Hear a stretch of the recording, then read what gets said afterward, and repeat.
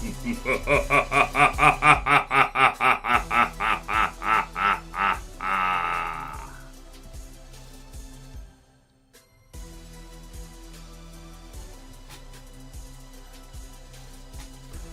and welcome back to Lorcana Villain. My name is Baker, and today we're doing a very impromptu live stream, my villains. So hello one and all. You're gonna have to bear with me. I'm not, it's been a while since I've streamed. I've done like 4 on this channel ever.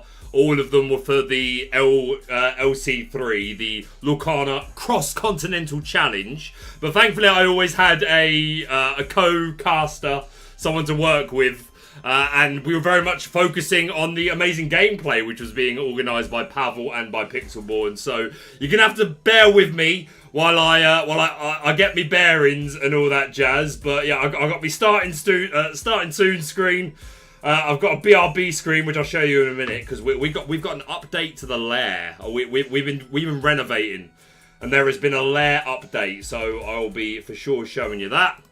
And of course, the main theme of today's live stream is we're going to be creating a tier list for Archazia's islands, based on how we think these cards are going to fit into the meta. I didn't have to make this tier list. Thankfully, someone has already gone to the pleasure and has already uploaded all the cards. So thank you to whoever that was. And these are the names that they've put for these different tiers. And I just haven't touched them, but we may fiddle with them before we start. Let me know if the music in the background is a little bit too loud, or if it needs to, or if it's too quiet, if it needs to go up or down. It should be sitting quite nicely underneath my voice.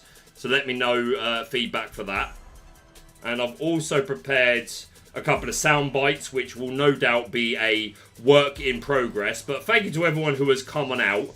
Yeah, a bit impromptu. I sat down early today and I was like, I need to make some content. I need to finish off my card reviews. And I haven't done a tier list in ages. And it's come to my attention that the people love a tier list. People like tier lists. I mean, I've always known this, but I've seen a lot of tier lists on my YouTube homepage as of late. And bad gold, they've been doing well. So I was like, so why not? Let's do a tier list ourselves. I'm also aware, chat, that this stream's title is absolute clickbait. I was watching some Wolfie TCG the other day. The Pokemon, if you know Pokemon, you probably know Wolfie. And I was having a browse through his channel, and every video is World Champion does this or World Champion does that. So I was like, well, if it's good enough for Wolfie, you better know it's good enough for your boy Lorcana Villain. But yeah, we're going to be doing a tier list based on Archazia's island and how we think these cards are going to fit into the meta. I have also prepared, this one I did make because it didn't already exist. It exists now. A tier list just of all the enchanteds to do just based off the art. We might get to that today. We may not. If enough people really want to see the enchanted tier list today, then we will make time for it. When it comes to the main tier list, I'd love to say that we're going to finish all of this today in today's stream. I'd love to say that. Realistically, it depends on how much we yap about specific cards. Like if we get 2 hours into the stream and we're only halfway through, then it's unlikely we'll finish it all today, and we may end up coming back to it at another point. But hey, maybe after we do this first stream, maybe we get into the rhythm of things and we make it we make it more of a habit. And if the people are enjoying streams and the feedback's good, then I will certainly be more motivated to get some more streams on the go. My tier maker has just gone weird on me. There you go. No harm done. So yeah, that's the plan for today. The other thing to mention is apologies for the late start. I was actually meant to start half an hour ago. But because I'm an absolute numpty, I set the stream up earlier. Once I decided, okay, we're going to do a stream, I set it all up. I got all my graphics ready. I tested my camera. I made sure I was ready, guys. I was ready. And then I was like, right, I've got an hour until I'm going to start. I'm going to go and do some jobs for Mama Villain. I'm going to eat. I had fajitas, very nice. And I played a couple of rounds of Pokemon Unite. Let's just step away from the PC and have a little break before the stream. And what did I do? I left my camera running. And my camera, as good as it is, I'm very happy with it, the Sony ZV-1. It was my first investment after we started making money from Lorcana.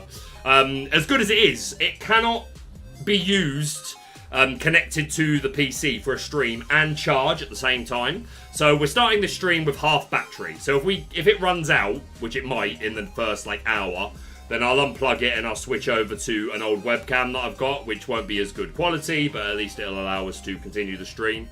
But hopefully in the future I'll be smart enough to not make that mistake again. But welcome on in, everybody. We got Mary, we got Timmy, Florian, we got Ark, we got Ali Sweet. What's up, Mrs. Sweet? I like to be prepared for the video starting. So you've got to be prepared if you're in a Lorcana Villain stream. We got the Forbidden Mountain is the lair where you keep Dick Burns.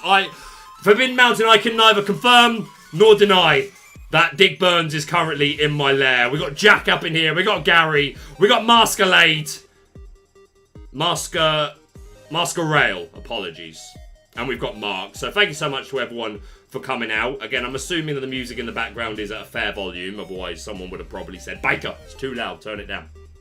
So, we're going to get straight into it. Let's start ranking these cards. But let's make sure we're clear about what all of our tiers actually represent for my tier list.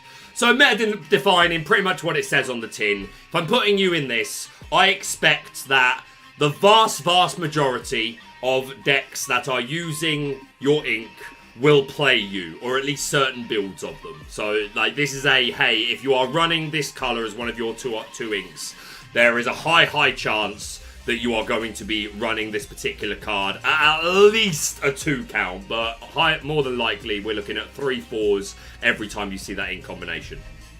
We'll see competitive play. I wouldn't put a lot lower down than meta defining. Like meta defining I see as other decks are changing the way they are built to be prepared, pun intended, for this card being everywhere. Something like a coil is something that may well become meta-defining because it will fundamentally change the way that other decks are building themselves. How other decks are being made, should we say. So yeah, we'll see competitive play. It's not an assured thing that if you're playing the ink that you are definitely playing this card, but it's something that you would not be surprised to see at all. I would put something like a Piglet Poo Pirate Captain in this column. I wouldn't call it meta-defining and that you're always going to see it, but you're certainly going to see it a good amount of the time, and it is a solid card. So that's what I think of for that. For could see some play, I'm thinking of it's a fine line between a fun deck and a competitive meta deck. So an example of a card that I would have put in could see some play would be something like the 3-cost Steel John Silver, which gains Law and Resist for each location in play. It's by no means a staple. It's not something that we're expecting to break the meta, but it is something that's certainly powerful enough that it could quite feasibly top an event. And again, John Silver, I think, fits that description pretty well. We wouldn't call it meta-breaking or defining, but there have been a couple of big tournaments where John Silver, like that location build, has had a good run. So those are the sort of cards I would put in could see some play. Like, it's all right. It needs the right deck. You're not going to see it all the time, but it's a solid card. Niche play, okay card. I could probably, by my definition, I could probably change this to fun play. This is a column for something that I think, if you're building a fun deck, it is one of the better cards in that fun deck. So for an example, we could start off straight away with this Perdita, which is I forget, this whole stream as well is also going to be a test for me of how well I know, because you can't zoom in on this screen. I've got Dreamboard obviously here so that I can check things, but I'm going to do the best I can to remember what all these cards do as we get to them. And like, if I'm still a caster for DLCs this year, then this will be good practice for me to start memorizing the bank of cards, as it were. Isn't that so frustrating? I had cameras that can't be charged and work at the same time. It is very frustrating. I was very annoyed, to be honest. Super annoyed at myself that I didn't have it fully charged. But there you go. Take a shot every time Villain says be prepared. Yo, I can neither encourage nor, what's the opposite of encourage? Scold. I can neither encourage nor scold you should you wish to do that, Miss Sweets. But yeah, niche card, something like the this Perdita, 4-cost inkable 1/4. You can on quest you pay 2 less for your next puppy, and gives blanket ward. We're not expecting this to be breaking any metas, but as far as a fun puppy deck goes, I think Perdita is a niche play okay card. Those are the sort of cards that I'm going to put in this column. Unplayable. I like that. The word unplayable may be a bit harsh. Every card is playable, my friends, in the right circumstances.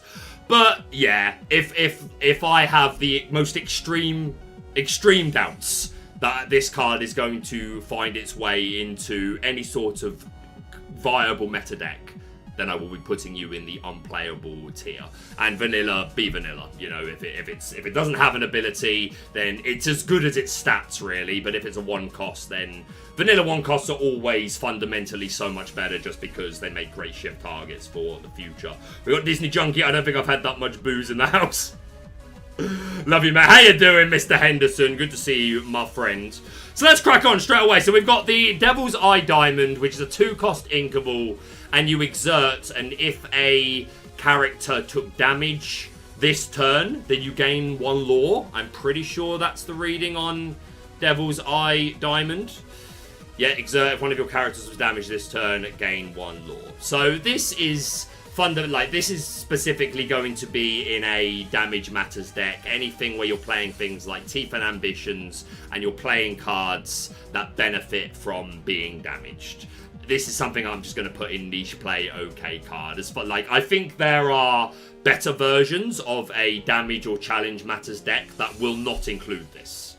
But I think if you are just going all in on any card that gives you benefit from being damaged, then I guess this is fine. Like, I feel like I should probably change this to fun play more than...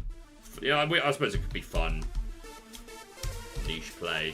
Okay card. I guess that's fine. So that's what I'd say. This card is a vanilla, so in there you go. This Archimedes is a 2-cost inkable 2/2 quest for 1. And if he is targeted by an action, then you draw a card. I'm pretty sure is what's going on with this Archimedes. Already, I feel like we're not going to get through all of this today. When an opponent chooses a character for an action or ability, you may draw a card. Yeah. I think this is nigh on unplayable.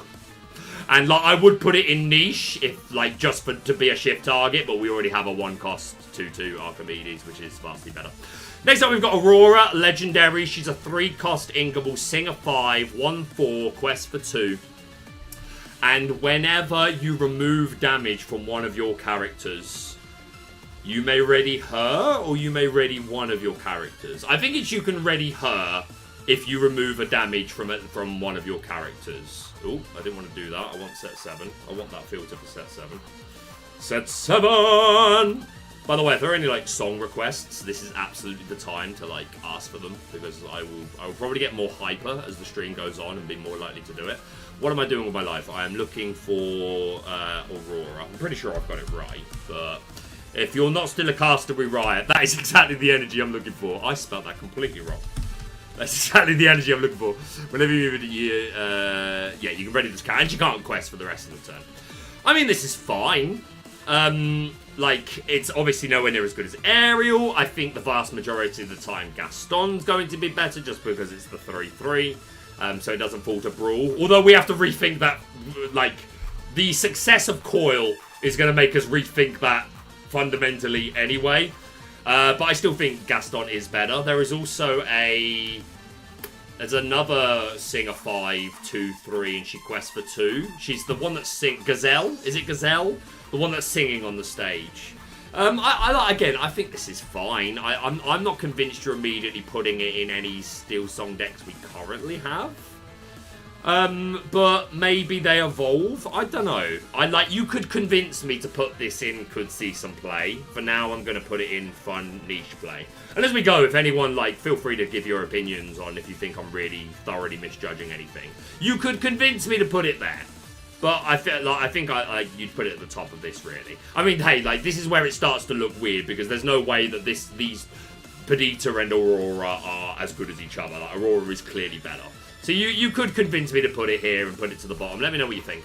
Next up, we've got this Baymax, who is a 6-cost uninkable 4/4 quest for 2 with Universal Shift. He is the Universal Champion of the world. and he can shift onto anything, and when he does, you heal all damage from that character. I'm pretty confident that's correct without checking it. I think this is very good. I think this is very, very good. I think being able to shift onto anything is good. 4/4 stat line is nice. Immediately heal it. That may not be as relevant as the rest of the card text all the time, but I'd rather have it and not need it than need it and not have it. Yeah, I think this is kind of solid. This onto Tipo especially. I would be inclined to put this in will see competitive play. Like, again, it could be at the top of could see some play, or the lower end of will see competitive. Maybe not the lower end. I think I'm quite happy putting it in will see competitive play. I think I'm quite happy with that. Shout out to Cardmarket, by the way, who are sponsors of the channel. If you're looking for Lorcana singles at competitive rates, then check out Cardmarket. Next up, we've got Belle, who is a Floodborn, 9-cost Ingable. What are her 7/7? Quest for 3. She's got 2 abilities. You pay 1 less to play her for every discard. Every item in your discard. I think it's in your discard, or is it in play? And the other ability is when you play her, you can put up to 3 items from your discard to the bottom of your deck and gain a lore for each. The only thing I'm not sure if I've got right is if they have to be in play or if it's in the discard. It is in your discard. Okay. I mean, it's red-blue, right? Like, and they be ramping. They're gonna play the 3. Well, actually, no. That's not true. Ruby Sapphire is not definitely playing the Ruby Belle. In fact, if you asked me to pick a side, I would say it won't. It will definitely see some experimentation. The 3-cost Belle in red-blue, but I don't think it's its home. I think it's a blue-steel card through and through. I don't think its home will settle in red-blue at all. Again, some people will experiment with it. I'm just going to put this in the niche fun play. If you are going to build a Ruby Sapphire deck and like really play into like this Belle, and you're probably going to play like the Maurice and the Maurice's Machine and things like that, then this is a perfectly fine card to include in that deck. If Ruby Sapphire does end up playing the 3-cost Belle, and I'm wrong, then there's a chance she is inkable. She's a big girl. You could play her quite quickly. If Ruby Sapphire do end up playing the Belle, the 3-cost, then I could put this here. But as it stands, I think it's here. This is a vanilla. Next up, we've got this Bolt, who quests for 2. He's the 2-cost, I think. And is it when you quest? No, the steel one is when you quest, you can draw and discard. Or is this Amber just support? Yeah, I think the Amber's actually just support, questing for 2, and the steel is when you quest, you can draw and discard. Am I right? Steel one, yeah, when you quest, you draw and discard, and this one is support. But 2/4, quest for 2, but 4-cost. Unfortunately, is it reasonable to put this in vanilla? Like, if it just has support, is it reasonable to just put it in, like, vanilla? This steel one, 2-cost. I mean, we're never playing, like, it's such a shame that I think this Bolt is unplayable because we don't have a 1-cost Bolt. Like, which is such a shame because you just give us a 1-cost Bolt and this at least sees experimentation. But I think without, it's just not going to make it. Again, there's like, this will end up in the niche pile just because you can build a fun deck around it. The steel ability is okay. It's probably a bit slow. I am just going to put it in unplayable though. Yeah, this Floodborn one, you can exert to banish a illusion. And when he readies, you gain a lore for each of your undamaged characters. It's a pretty strong ability. And again, it's a shift 3, singer 5, quest for 2. If we had a 1-cost Bolt, this would be here, maybe here. Probably more than likely here. But as it is, it's a niche card. This is, I don't even know who you are. Insert Thanos meme. Oh, it's Clarabelle. She has, I have no idea. This is my first, not a clue. Nope, I deleted the wrong one. You're a fool of a took, Baker. A fool of a took. Archazia's Islands. Clara. Support, and your other characters with support get +1 strength. It's not a bad ability. Again, we have characters that do it better, but not in Sapphire. I'm just going to put this in niche. I'm just going to put it in niche. If you're building a support deck, and Sapphire it will be Sapphire's some of the best supporters, then this is absolutely a part of it. But besides that. And again, this is where, like, this column starts to look really sus, because, like, there's no way that Clarabelle is as good as Bolt. But, again, these are all filling that, hey, it's okay in a fun variant deck. This character is the villain from Bolt, whose name I can't remember because I only saw Bolt recently for the first time. Very good film. Is it something purple? Something about purple? And, again, that's 2 now, where I cannot remember the ability. What's his name? Is it Doctor something? Is it Doctor something? What's up, Dragoon? Yeah, it's tier list time. Man doesn't know what the cow does. Right. Not that cow. Just popped in and loving that I heard a Marvel and Lord of the Rings reference already. I'm not going to lie, my friend. My life is pretty much full of references. It's all references. That's all we are. I'm a giant ripoff. You're a steel card. Are you a doctor? Dr. Jones, calling Dr. Jones. I guess you're not. Hello, Hades. How you doing, buddy? Hades is here with me, guys. Although I'm not sure if you can see him at the moment. Maybe if I go to the full screen, maybe you can? You can see his paw at the moment. Hold on. There he is. You're going to say hello to the people? Oh, that's a big yawn. Yo, if you have a cat and it does a big yawn and you don't go, oh, it's a big yawn, do you really have a cat? That's a genuine question. I'm expecting answers to this. If you have a cat and it does a big yawn, you don't go, oh, it's a big yawn. Do you really have a cat? Let's be honest. Do you really have a cat? It's the green-eyed man. I was saying purple. While this character has no damage, gains resist to. I think it's a Blevel. We've got this Vanilla. She's beautiful, but she's Vanilla. Edgar is Vanilla. Okay, we got the Cobra. My guys, 4-cost Dingle, 4/4 quest for 1. It's got the Vanish keyword, so if it's targeted by an action, then gone. And on play, you can discard a card to gain 2 lore. I think this is a 100% certain ad, in dock versions of Amethyst Steel.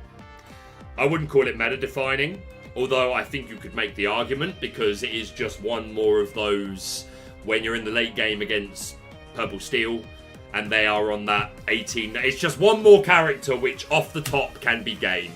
In the past, it's been something like a goat or a white rose, and like this is immediate 2 lore reach. So like I think you could make an argument that this is meta defining, because if it is in like a good amount of the Purple Steel decks, then this is something that you absolutely play around. Can you build around it?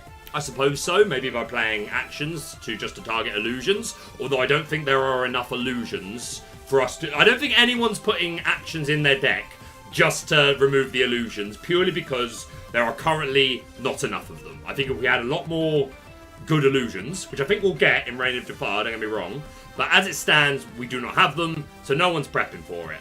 I think you could make an argument for meta-defining, but I'm going to put it in we'll see competitive play. Also big stretches, absolutely true. You have to say that. Adorable cat, love the tuxedo cats. He is my baby boy. Anyone wonder why no Oliver and Company? Why should I worry? Why should I care? Yeah. I may not have a dime, oh, and I got street stuff, well, man. Ooh, say ooh. I agree. We should absolutely have Oliver and Company. I don't know why it didn't make it into this set. I hope it's coming to the game. That's all I'm saying. This next card is He's a Tramp. I think it's +1 strength for every character you have in play.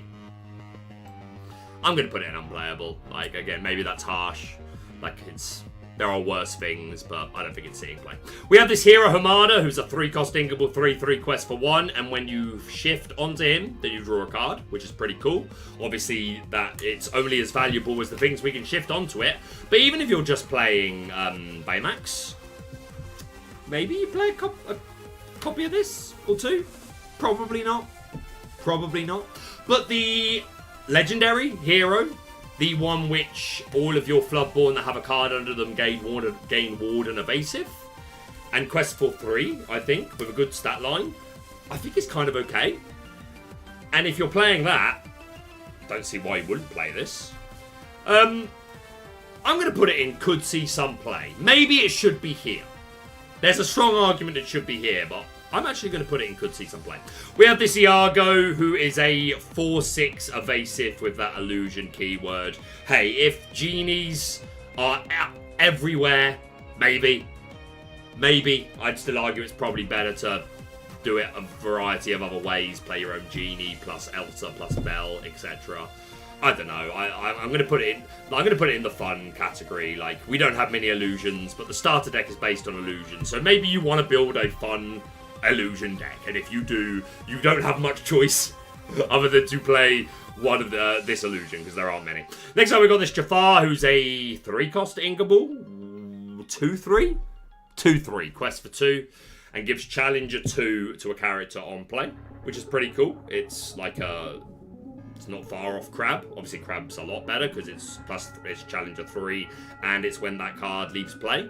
But there's still a strong ability to give, and if we are playing the Jafar Striking Illusionist deck, then I think there's reason to potentially include this, along with your 2-drop Jafar and your Dreadnought. So I'm actually going to put this in could see some play. I think it's a step above fun niche play, personally. Next up, we've got this Jafar that's in the starter deck, Amethyst Steel. During your opponent's turn, whenever one of your illusions is banished, then you can return that illusion to your hand. So it's kind of similar to Mickey, the Wayward Sorcerer, except this has to be in your opponent's turn, which makes it so much worse. I really wish this was during both players' turns. But it is when it's banished in any way. It doesn't have to be just because it was banished because it was targeted by an action and the banish keyword triggered. It can just be because they challenged it. But I think this is so much so, like, again, it wouldn't be great even if it was during your turn just because we don't have many illusions. But yeah, I can't put it any higher than niche fun play, unfortunately. This card is a Kakamora, who, this is my third one where I cannot remember. While you have another pirate character in play, this character gets Challenger 3, or 1/6 stat line. I kind of don't even want to put it in niche fun play, because I think even if you're building pirates, I think there's better ways of doing it. I'm going to put it in unplayable. We've got Canine Crunchies, which is +1 willpower to all your puppies. If this was +1/+1, this would be so much better. Or even just +1 strength. But the +2 willpower, I don't think is making much difference. We'll put it in... I want to put it in niche fun play, because if you're building the... even if you're building the puppy deck, I'm still not convinced you put this in. I'm going to put it on unplayable. We've got this Vanilla King here, which was revealed by the legendary Brennan DeCandio. Decander Dev, as he is becoming. Shout out to DeCandio. Oh, camera frozen. Okay, sorry about that. I told you that might happen. Bear with me. Bear with me. I will switch to a different one. Hold on a mo. Okay, we will switch. And this is also the reveal of the new lair, my friends. New lair. Right, hold on. Let me unplug this camera and I'll plug in the other one. It won't be as good quality. I will let you know straight away. But it will be my face for whatever that's worth to you. My face will be there. Bear with.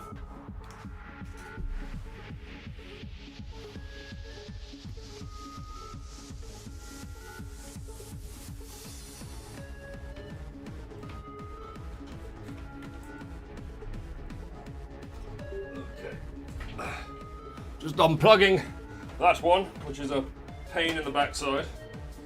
Thank you for your patience, my friends. Let's put this one on charge so that maybe we can swap back to the higher quality one in a bit. Put this over here safely where the cat isn't going to knock it over.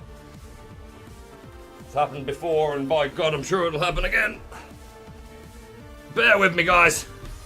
I'm getting there. As you can see, this is a very professional production we've got going on here. But we learn. It will be better next time. Alright, where are you? Let's plug in the webcam.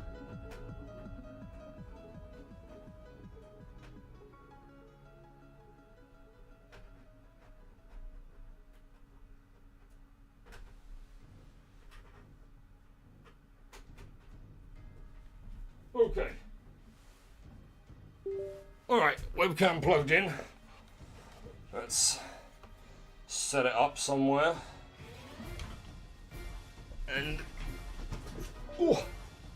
we will continue. Thank you for bearing with me. Right, let's go back to content. Oh, that's a charming picture of my face, isn't it? Charming! Right, let's add video capture device. New. Add source.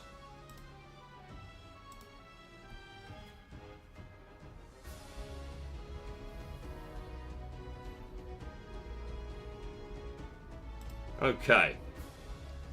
There we go.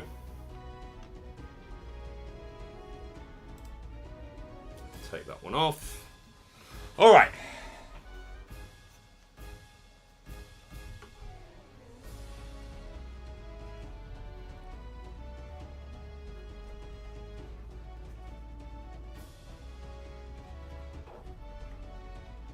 Put you here. A little lower. Okay. It's not perfect, but it will do. Just resize it.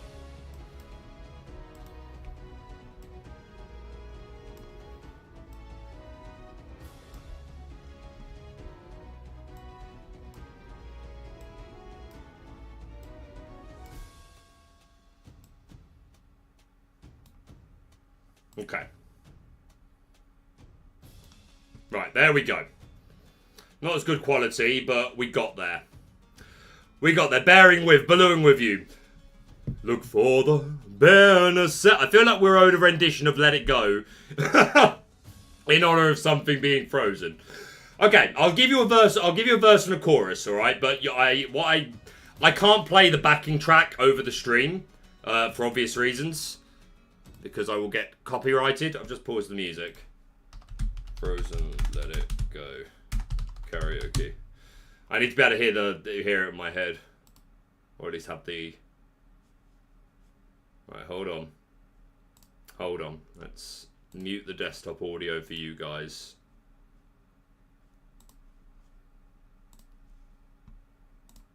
But I need to be able to hear it. Okay.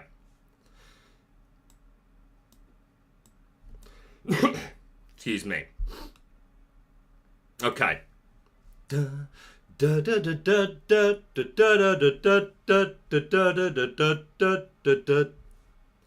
snow glows white on the mountain tonight, not a footprint to be seen. A kingdom of isolation, and it looks like I'm the queen. The wind is howling like this swirling storm inside. Couldn't keep it in, heaven knows I tried. Don't let them in, don't let them see. Be the good girl you always have to be. Conceal, don't feel, don't let them know. Well, now they know. Let it go, let it go. Can't hold it back anymore. Let it go, let it go. Turn away and slam the door. I don't care what they're going to say. Let the storm rage on. The cold never bothered me anyway. There we go. That's enough for now. Right, on with the tier list. Let's do it. We got Lady, who I believe is a 1-cost uninkable 1/2 quest for 1. And if you have a character called Tramp in play, then she gains 1 lore. And there is a Tramp that synergizes with this.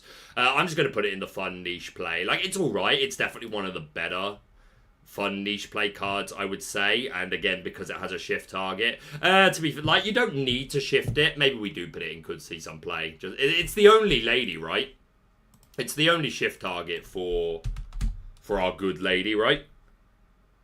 I believe. Yeah, it's the only shift target. I mean, you like, again, you don't even have to shift this. You can just play it on 5. But I feel like that deck's going to be kind of good. I think this Dual Link Lady is one of the best cards we're getting in the set. Let's put the music back on. Let me know if it's too loud or too quiet. I'm convinced that this lady is going to see play, which makes me want to put it in we'll see competitive play. Morph is also a lady. That's true, David. You are right. Morph is indeed a lady. An inkable one at that.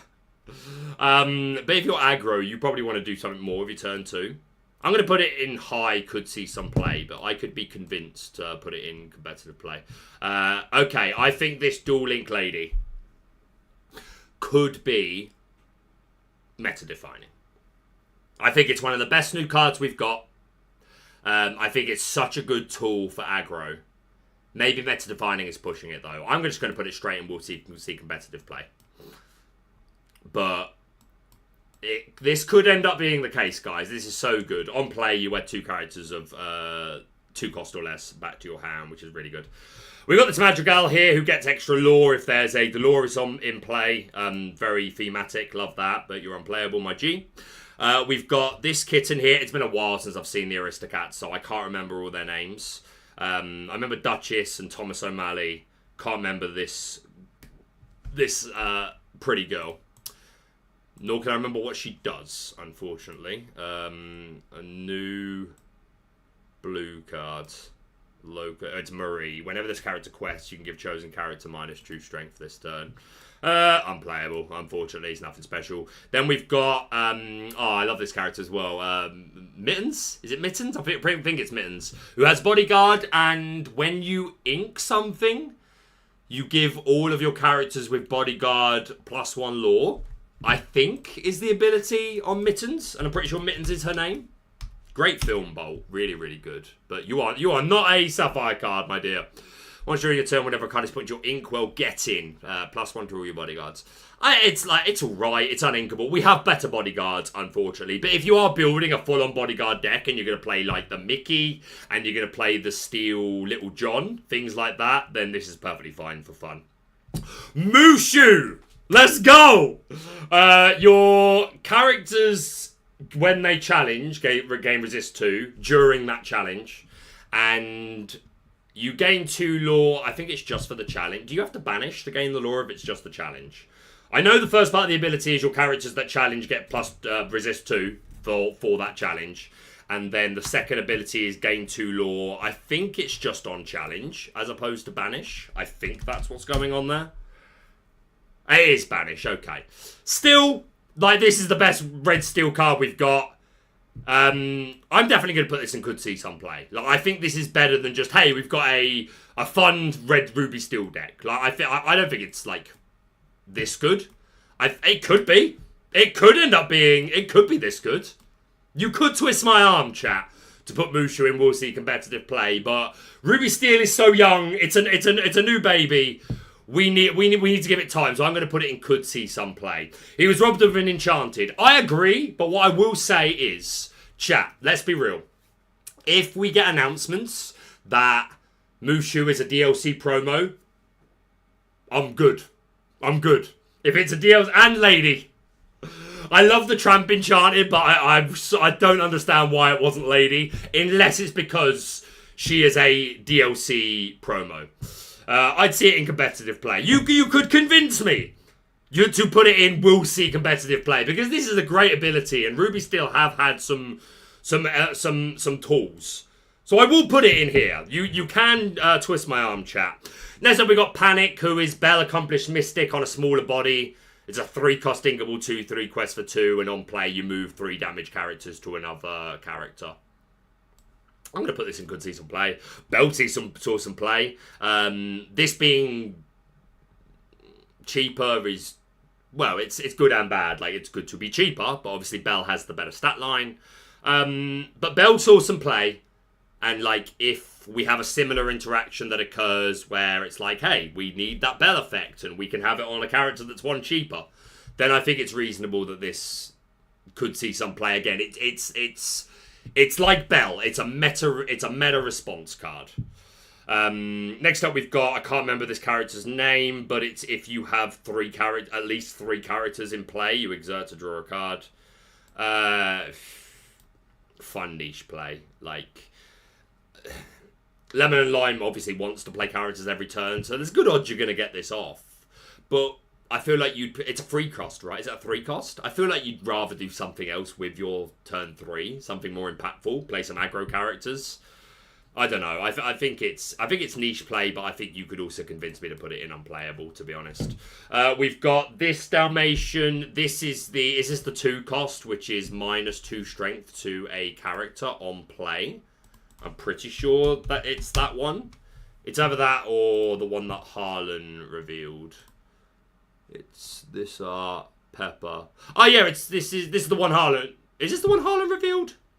Or is Lucky the one Harlan revealed? It's one or the other. Either way, this is Pepper.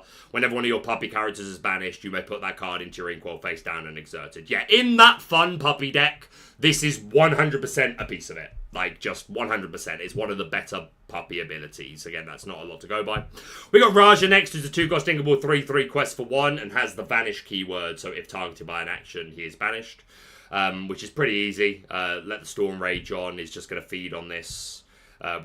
Decks don't need to change and add extra actions. Like the ones that are running things like Storm have a field day with this. But it's still well statted. I'm going to put it in could see some play.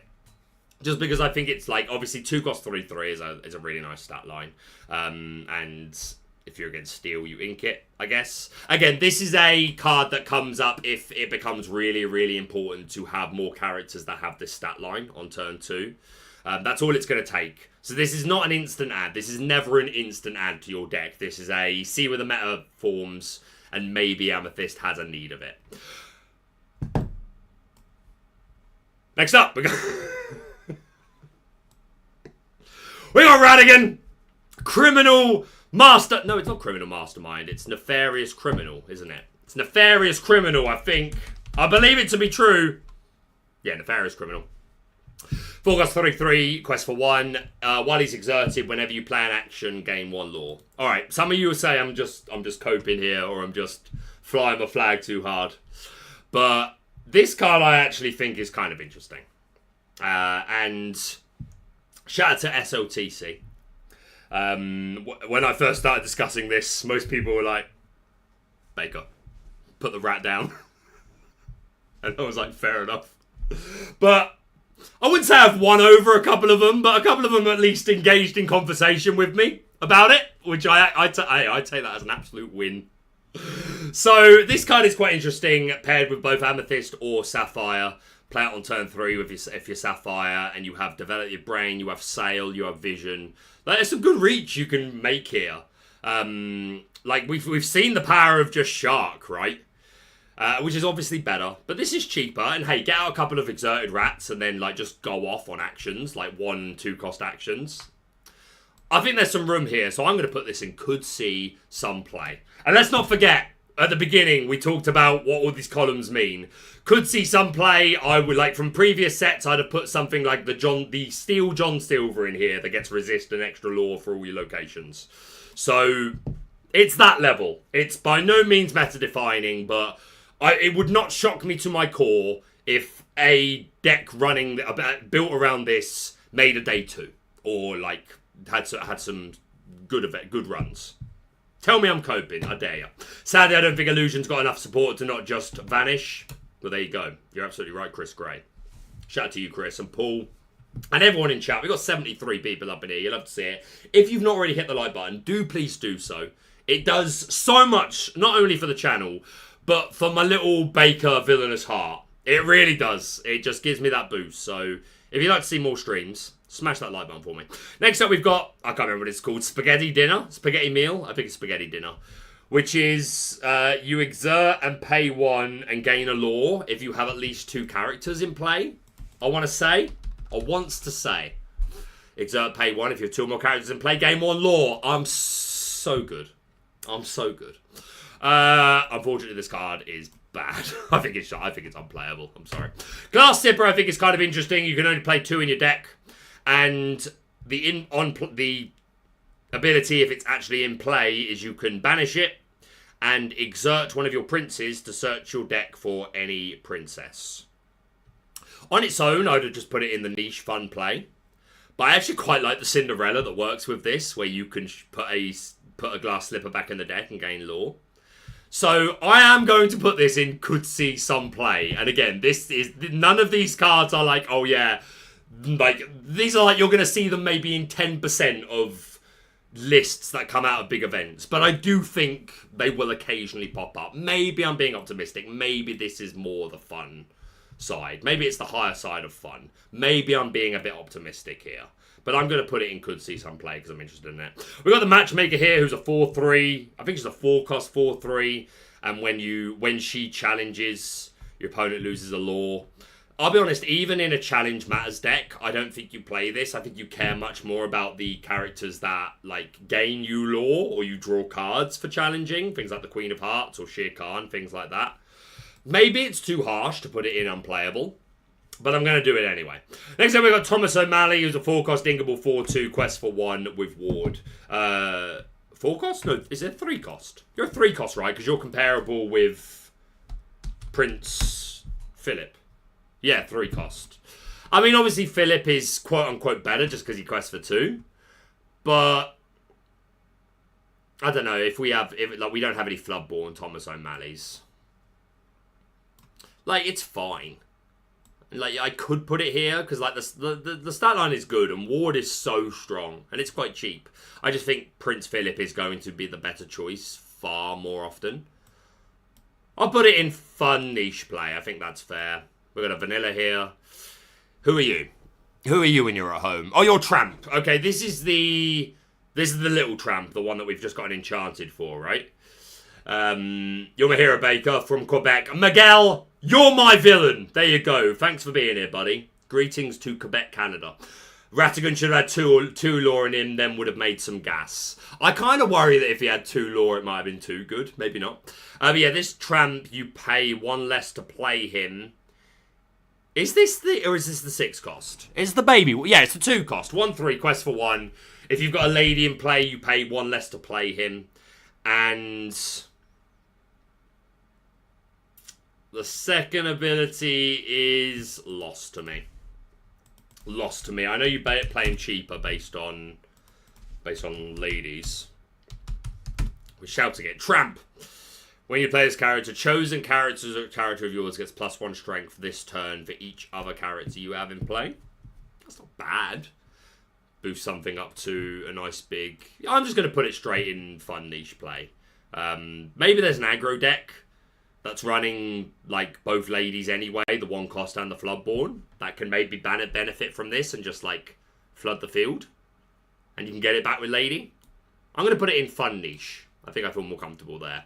Next up, we've got a Ruby Sapphire. This is the beast where you banish 2 of your items to banish a character. No, to do 5 damage. It's because it's like launch, isn't it?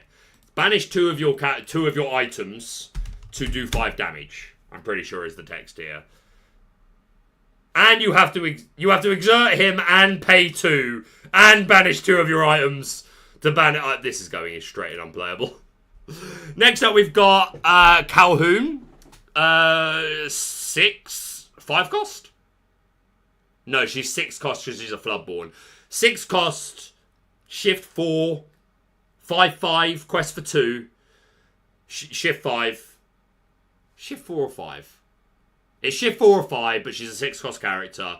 And when one of your racers banishes an opposing character in a challenge, you add a racer from your discard to your hand.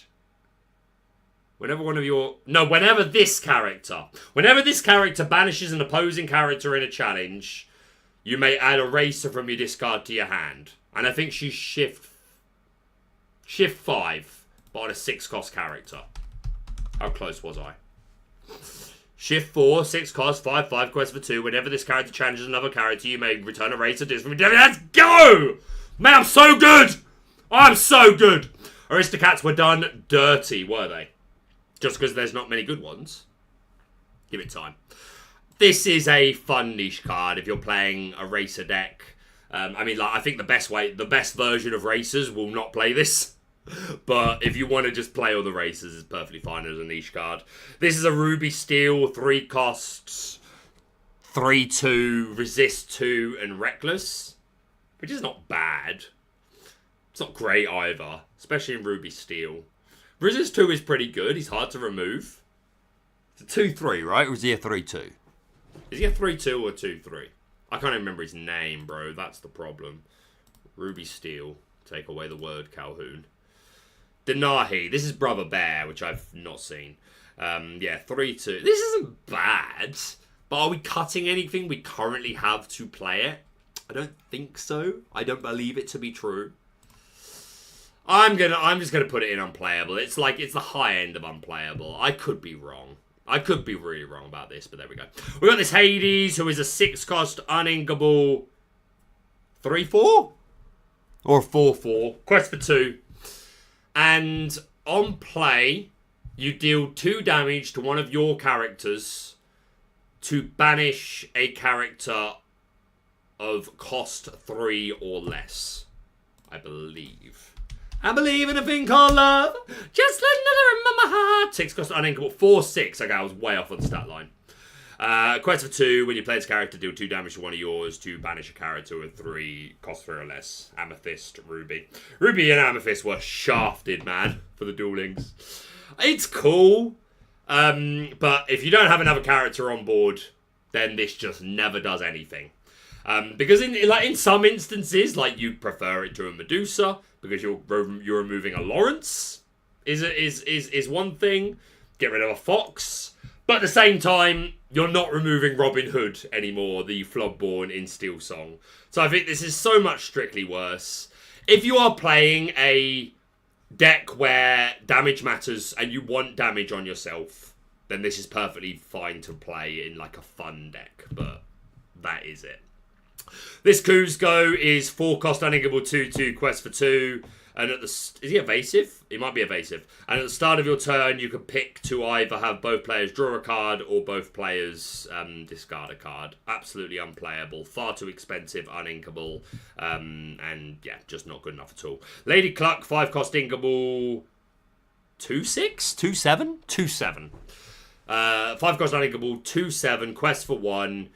Ward and Bodyguard. She's really interesting, man. Really, really interesting. But the 5-cost Bodyguards, there's already a couple of good ones. She falls to Big Sisu, which is unfortunately the main problem. I'm gonna put it in. Thing is, like, there's an argument that you could put it in, could see some play, because it is a good Bodyguard. I just feel like there's probably better ones. And I don't know if there's a fun deck. Well, yeah, I suppose there's a fun deck if you're running like Maid Marian, because she has an ability that works with Lady Cluck. Enjoy stream. Thank you, Ali, and thank you for being here. Welcome, Cassandra. Yes, evasive as well. For the last one we were talking about. Whatever it was. The Kuzco. I'll put it in niche. You could convince me to put it in could see some play, because like it's good. I just think we've got so much better. Go on then, I'll put it in could see some play. I don't know. I don't know if I can do that in good faith. I'll put it in fun niche. We got Mad Hatter, who is I know the ability is whenever a damaged character challenges another character, you draw a card. Which is during both players' turns. Quest for 2. Is it 3-5 stat line? Yeah, 3-5. And is it a 5-cost or a 6-cost? I think it's 5. It's a 6-cost, 3-5. I'm interested in this card. I am interested in this card, but I think really, if we're being honest with ourselves, it's a fun deck, right? It's an Emerald Ruby fun deck that you run with like the Emerald Ruby Queen of Hearts, things like that. Get her on a Kiwi deck. Yeah, I think like, again, I'm pretty sure I heard Harlan Sweet. I don't know if it was in content or at some point, I think I heard Harlan say like it was a consideration. You could convince me. I'll put it in could see some play. I think that's reasonable. What's up, Swampy Kips? Good to see ya. Welcome on that. 70 people in chat. Let's go. Thanks for coming out, guys. Massive appreciation. We've got this Mr. Smee here, who's a 3-cost uninkable. And whenever you play an action that isn't a song, you can ready a pirate character. This, I think when this was revealed, Rochelle was the one that said, this just screams figure me out. And I think that's a great way of putting it, because there's definitely, like, this has had me thinking and looking through the pirates. At the moment, I think the best we can do is put it in fun niche play. Like, if you build a pirate, and like, I think there are pirate decks you could build that don't play this. That, like, some of their cards could be a tier above. But there's definitely a fun version where you play this with the John Silver, the one that quests more for every has more lore for all your locations and resist. There's definitely a fun deck you can build where you play him, get a load of locations out, play Mr. Smee, and you can ready him because you can. It doesn't say that you can't quest for the rest of the turn. It's a heck of a high roll though. It's a lot of setup. I think realistically it's in the fun niche play column. With the new Goat Queen of Hearts that I'm all in on, that Mad Hatter will be fun. Yeah, the Ruby Emerald, like the best art in the game. The one that I'm so annoyed doesn't have 3 strength. Isn't Chenpo better than Lady Cluck? I agree, David. I strictly agree. That's why I was putting this more on the niche play, like the fun play. Because there's a Maid Marian who actually like has an ability that works with Lady Cluck. Again, it's not great, but you could build a fun deck around it. But it's still a good card. It's just that we have better, and I do think Chenpo is better. But hey, that could change. Well, I think could see some play is reasonable for this card. We've got this Mufasa with incredible art who has evasive and resist. Can't remember the exact stat line. I don't think it's great, to be honest. Even in fun play. And it's Amethyst Steel, right? Is it Amethyst Steel? Yeah, I'm going to put it in unplayable. Like, maybe that's harsh, but I don't see it, especially because we don't have good shift targets for it. Next up, we got this Pascal, who's a 3/3 quest for 3 with evasive on a 4-cost uninkable. I think this is kind of cool. I'm going to put this in could see some play. And there's an argument that do Amber Amethyst Hyper Aggro always play this? I think always is a strong word. I think it's high in the could see some play column. I think it's a solid card. Next up, we've got this Emerald Amber Mouse. Can't remember her name, but she has both support and evasive. Nothing mind-blowing. Is it unplayable or is it fun? I guess it's a fun deck. Like if you're building a deck that works with support characters, and maybe you're playing the mini, which banishes a character with 5 strength or more on play. I think it's fine in the fun column. Can't remember what this is called, but you definitely draw a card. It's a 1-cost Amber Sapphire card action. Don't think it's a song. And I think it's heal 3 damage and draw a card. I think that's what's going on there.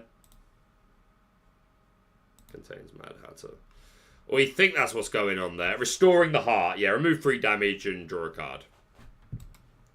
In an Amber Sapphire deck, so 1-cost draw a card, right? I still don't think it's great.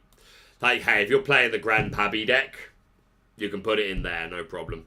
Next up, we've got, what's his name? Sven, who's a 5-cost inkable, 2/6, quest for 1, has rush and -3 strength to an opposing character on play. I don't think it goes in standard Blurple decks. I think there's so much competition in the 5-drop slot as is.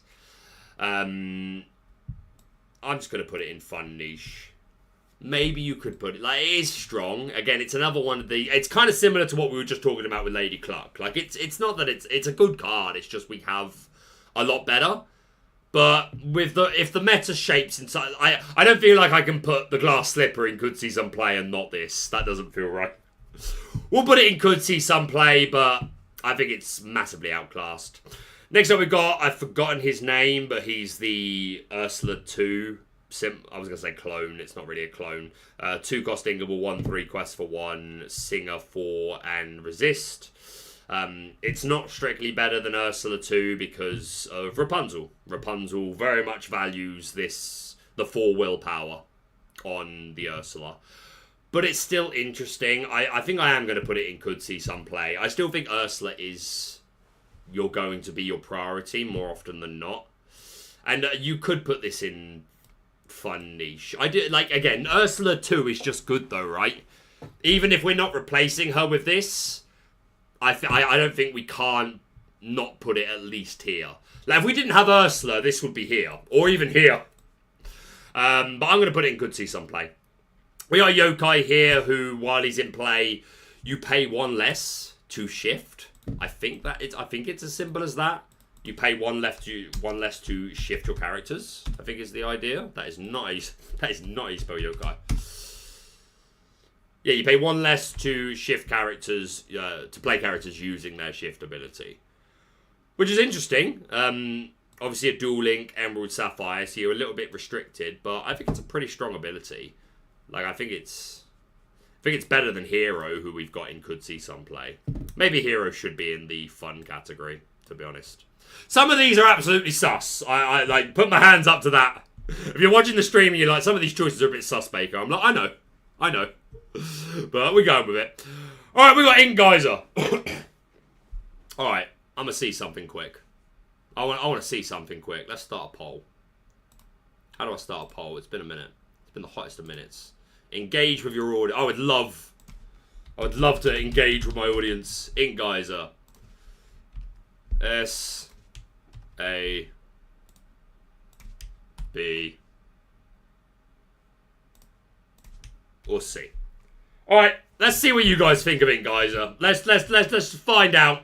S being meta-defining, A being will see competitive play, B being could see some play, C being it's a fun, niche, fun deck sort of card. Let's see what the 70 people in chat has to say. And we're off to the races. So far, no votes for B or C. Oh, there's one for C. Someone is saying that it is just a fun niche card.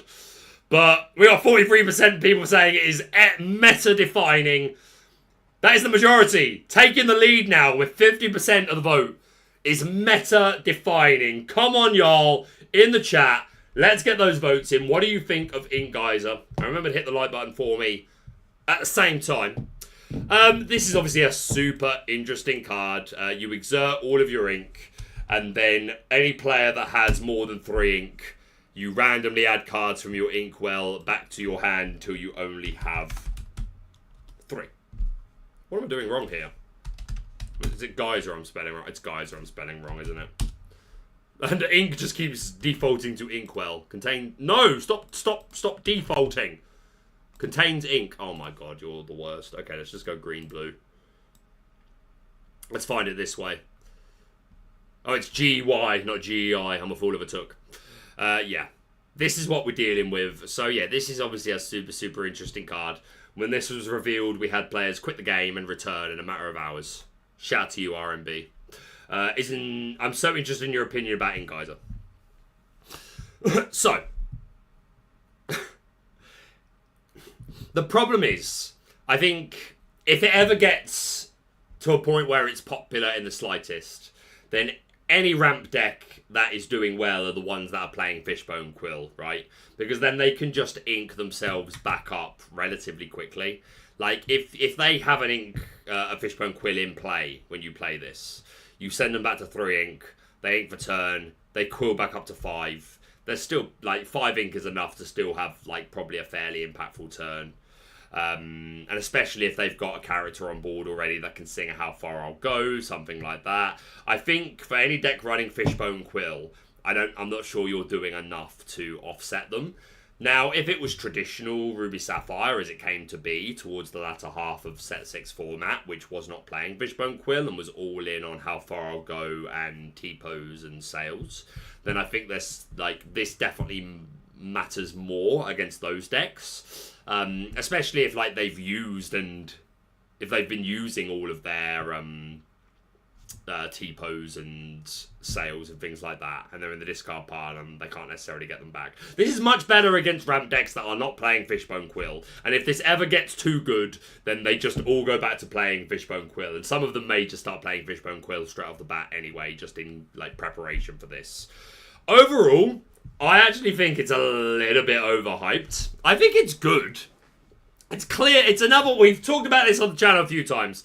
There are cards that we see that you can say 100% this is a strong card. But it does not mean it is a good card. Example 1. This is a strong ability. There is no doubting. But was it a good card for the philosophers? From 23 votes, we have 43% of the field who are saying that they think Ink Geyser is an A-tier card and will see competitive play. I don't know if it's going to settle here, I think it's going to settle here. And it is going to be one of these cards that every now and then you'll see a deck pop up that is running this card. Like the John Silver, for the steel one that gets extra lore from locations. Jafar Striking Illusionist is another great example of a card that I would put here. It's not meta-defying by any means, but we see it top. But I think it is definitely going to start off seeing a lot of play. I'm hoping to play it just before an opposing Maui Shark to keep them from playing the Shark, or against Ruby Amethyst to deny B prep. Yep, these are absolutely things. If you play against Ruby Amethyst to deny the B prep, then, like, yeah, if you've built a board where they need to be prep, then yeah, they're going to cry. It is certainly interesting. Kind of feels like Prince John's Mirror that people were worried about initially, but then went on to see no play. I kind of agree. I'm going to put it in could see some play. I actually don't believe in Geyser as much as the rest of the community. I think it's fine, and I think we will see some decks top using it, but I don't think it will be the majority of the Emerald Sapphire lists. I think the Emerald Sapphire lists that are doing well do not want to deny themselves that ink. They want to take advantage of the ink themselves with their Lucky Dimes, their Bells, their Tamatos, etc. But there will be a variant of this deck, a more aggro one, which takes advantage of this. It's definitely going to see some testing, 100%. Like, it for the first week of the set, it's here, 100%. I think it settles here, personally. Maybe I'm crazy, but there we're going to end that poll. Next up, we got this Mana Medusa, who's a 4-cost Inkable, 3/4 quest for 1. And on play, you deal 2 damage to one of your characters to send the top 3 cards of either player's deck to their discard. If you're playing Mill, this is likely a part of it, most likely. If you're playing a deck that cares about you having damage on you, I think there's better ways to do it than this. Because you might not care about milling your opponent. I think there are cards that do the self-damage better. Teeth and Ambition. Even the Scar. I mean, this is Inkable and 4-cost. I know, just the fact that it's a 4-cost character who every time she quests you can deal 2 damage to one of your characters. A Damage Matters deck may want to use this. A Mill deck probably wants to use this. I think Mill could show its face. But I think this card will see its limelight. We'll see it. We'll meet its maker. We'll shine. If and when we start getting... Okay, say there was a character which was a 4-cost Inkable, 3/3 quest for 2, which read, if this card is sent from your deck straight to your discard, you may play it for free. Ignore the stat line I just came up with and just, like, come up with a stat line of your own. Just imagine a character that says, if this card is sent straight from your deck to the discard, play it for free. Or if this card is sent from the deck to the discard, add a song from your discard to your hand. Graveyard effects. Just let me play Perfect Circle Monarch like the good old Yu-Gi-Oh days. I feel like there will come a time where we will get cards that care about being in the discard or about being sent to the discard. Or maybe we get something like Blackluster Soldier Envoy at the beginning, where you had to remove a light and a dark monster to play it for free. Maybe, hey, remove a hero and a villain from the game to play this character for free. What character is that? What Disney character has the ability remove one hero and one villain from the game, which is not a mechanic we have in Lorcana, but let me cook, to play me for free? Which character is it? So that's where I think this card is going to see its limelight more than anything. Realistically, at the moment, it's in the fun niche category, because in Mill, maybe you play it. I'm not certain, but maybe. Next up, we got Bagheera, who's a 5-cost Inkable, 4/3, quest for 2, bodyguards, and when banished during your opponent's turn, does it have to be in a challenge? If this card is banished during your opponent's turn, I'm going to say no, it doesn't have to be in a challenge. Just banished during your opponent's turn. Then you do 2 damage to up to 2 characters or up to 3 characters? Let's find out and turn back on the music. Please don't stop the music. Music.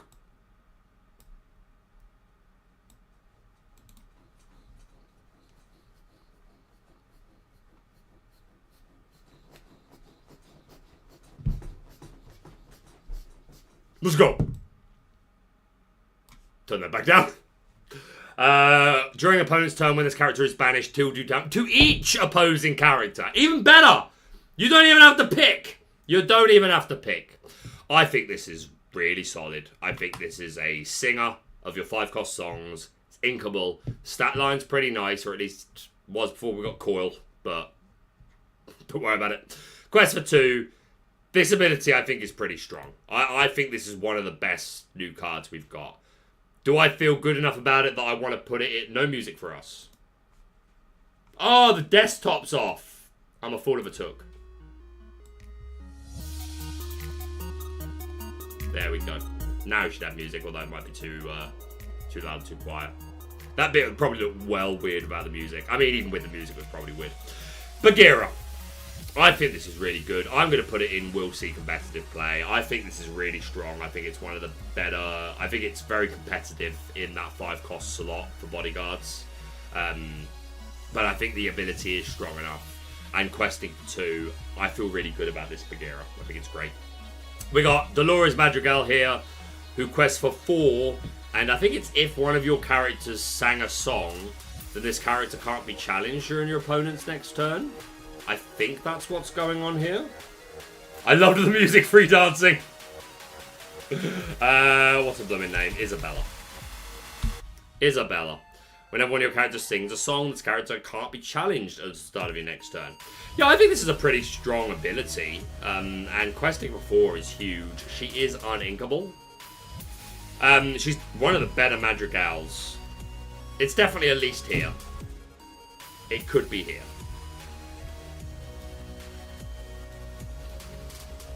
It's a nice stat line.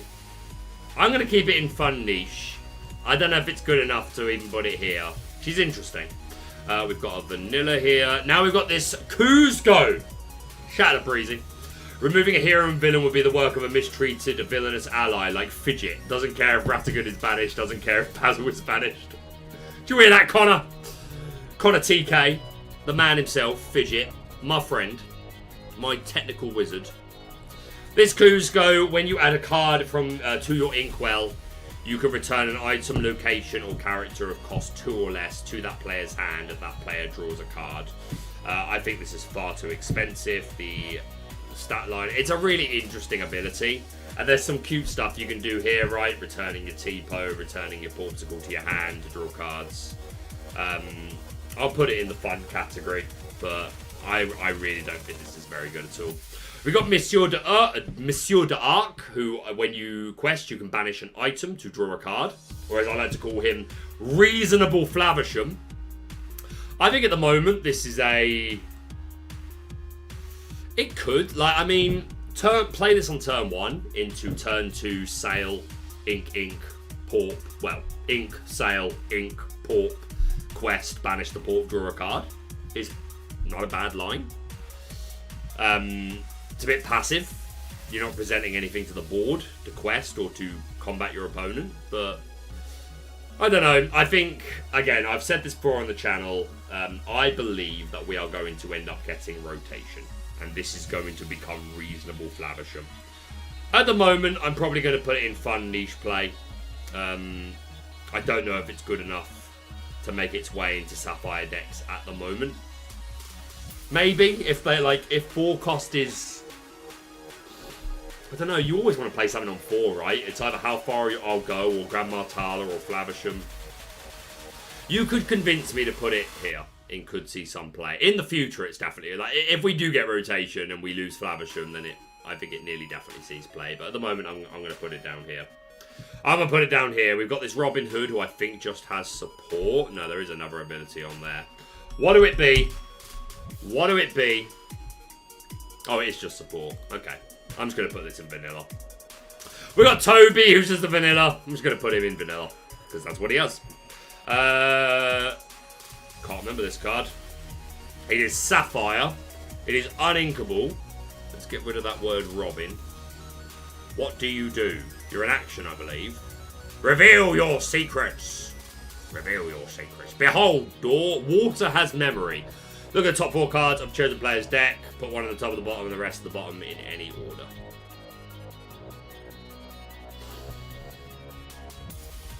I mean, if you're playing a deck where you care about the top card of the deck, like Bruno or the Mulan, who lets you play a song for free, like look at the top card and if it's a song, you play it for free, you could do this. There are better ways. I would much rather just play Merlin's House. I'm going to put this in unplayable at the moment. We got Baloo, who is a 6-cost uninkable.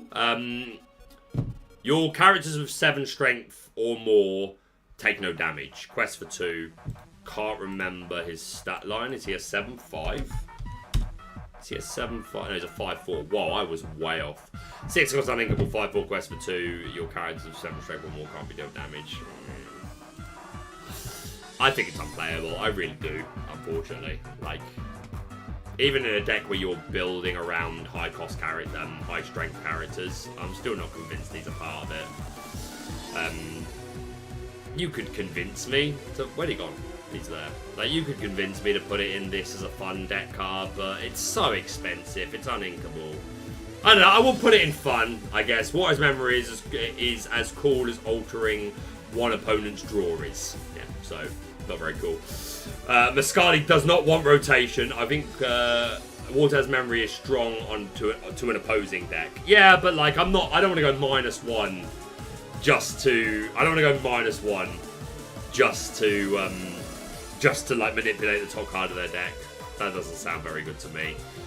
We've got it's from Big Hero 6, the Baymax. I don't know what it's called, nor do I know what it does yet. I will learn. Charging Station. Whenever you play a Floodborn character, if you use Shift to play them, you can draw a card.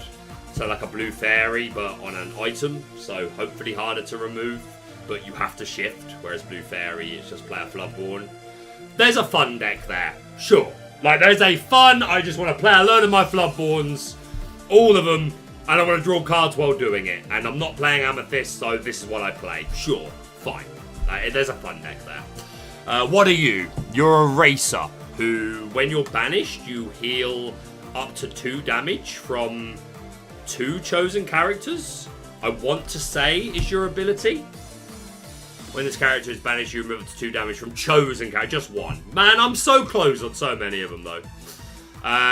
Even in a racer deck, I'm not sure you play this, except for the fact that it's one of the cheapest racers, except Vanellope. I still don't think you play it. Like, even if you're playing a racer deck, I don't think you play this. Because they're, like, I'm super excited to talk about this card.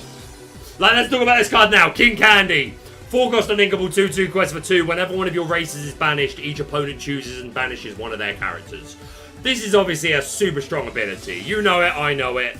But obviously it lives and dies by the racers that we have, which are not many. And this is our only 1 cost. There's not enough here. We need more racers. Like, King Candy is a good card. He just needs more racers. But maybe there's already something there. You just play King Candy and like a Vanellope Floodborn line. Probably not. It needs more. This is the best racer card we have at the moment. But, well, other than the location. The best racer character we have. But there's not enough support for him. So I guess I'll put this here just because if you want to play that fun deck, I think you kind of have to play this racer. No, there's Taffeta. Yeah, because it's just because I put Amber, I didn't put Ruby. Yeah, there's a 1-cost Taffeta. Yeah, I don't think you ever play this Candlehead without the shift up, without having something to shift onto. This card Soldier is plus strength if he's got damage on him. Pretty sure. While a damaged character is in play, this gets +2 strength. I think this is a sure add to Mufasa, to be honest, you know. If you're then going Gothel, 3/2 stat line on a 1-cost, I think is really good. I think really good. I'd be inclined to put it here. I think it's better than just a fun deck. I mean, you could argue Mufasa is a fun deck, but, like, by the way I've determined what all these tier columns mean, if a deck is sometimes, even if only rarely, like making a day 2 or winning a big event, I think it's good enough, and Mufasa is certainly that, and I think this is not a sure ad, but a high consideration for an ad. I like the card Soldiers, what can I say? We've got this Cybug, who you get he gets extra strength for all your other characters in play. Is that right? Is that right? Do that be right, Bug? Show me the bug. Show me the bug. This character gets +1 strength for each other character you have in play. So lives and dies by a wide board. I think it's very good. I think it's unplayable, to be honest. We got this Donald Duck here, who I think it's something to do with he's a pirate and the actions that aren't songs.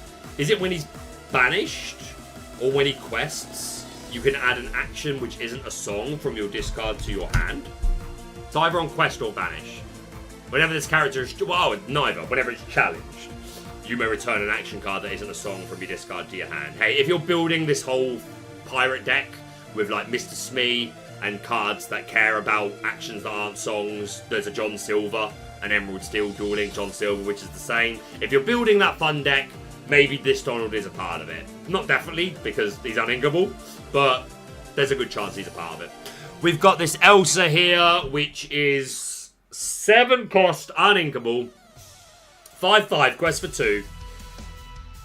Shift 6 or 6/5? You're a 7 cost, right? Yeah, I think you're a 7 cost.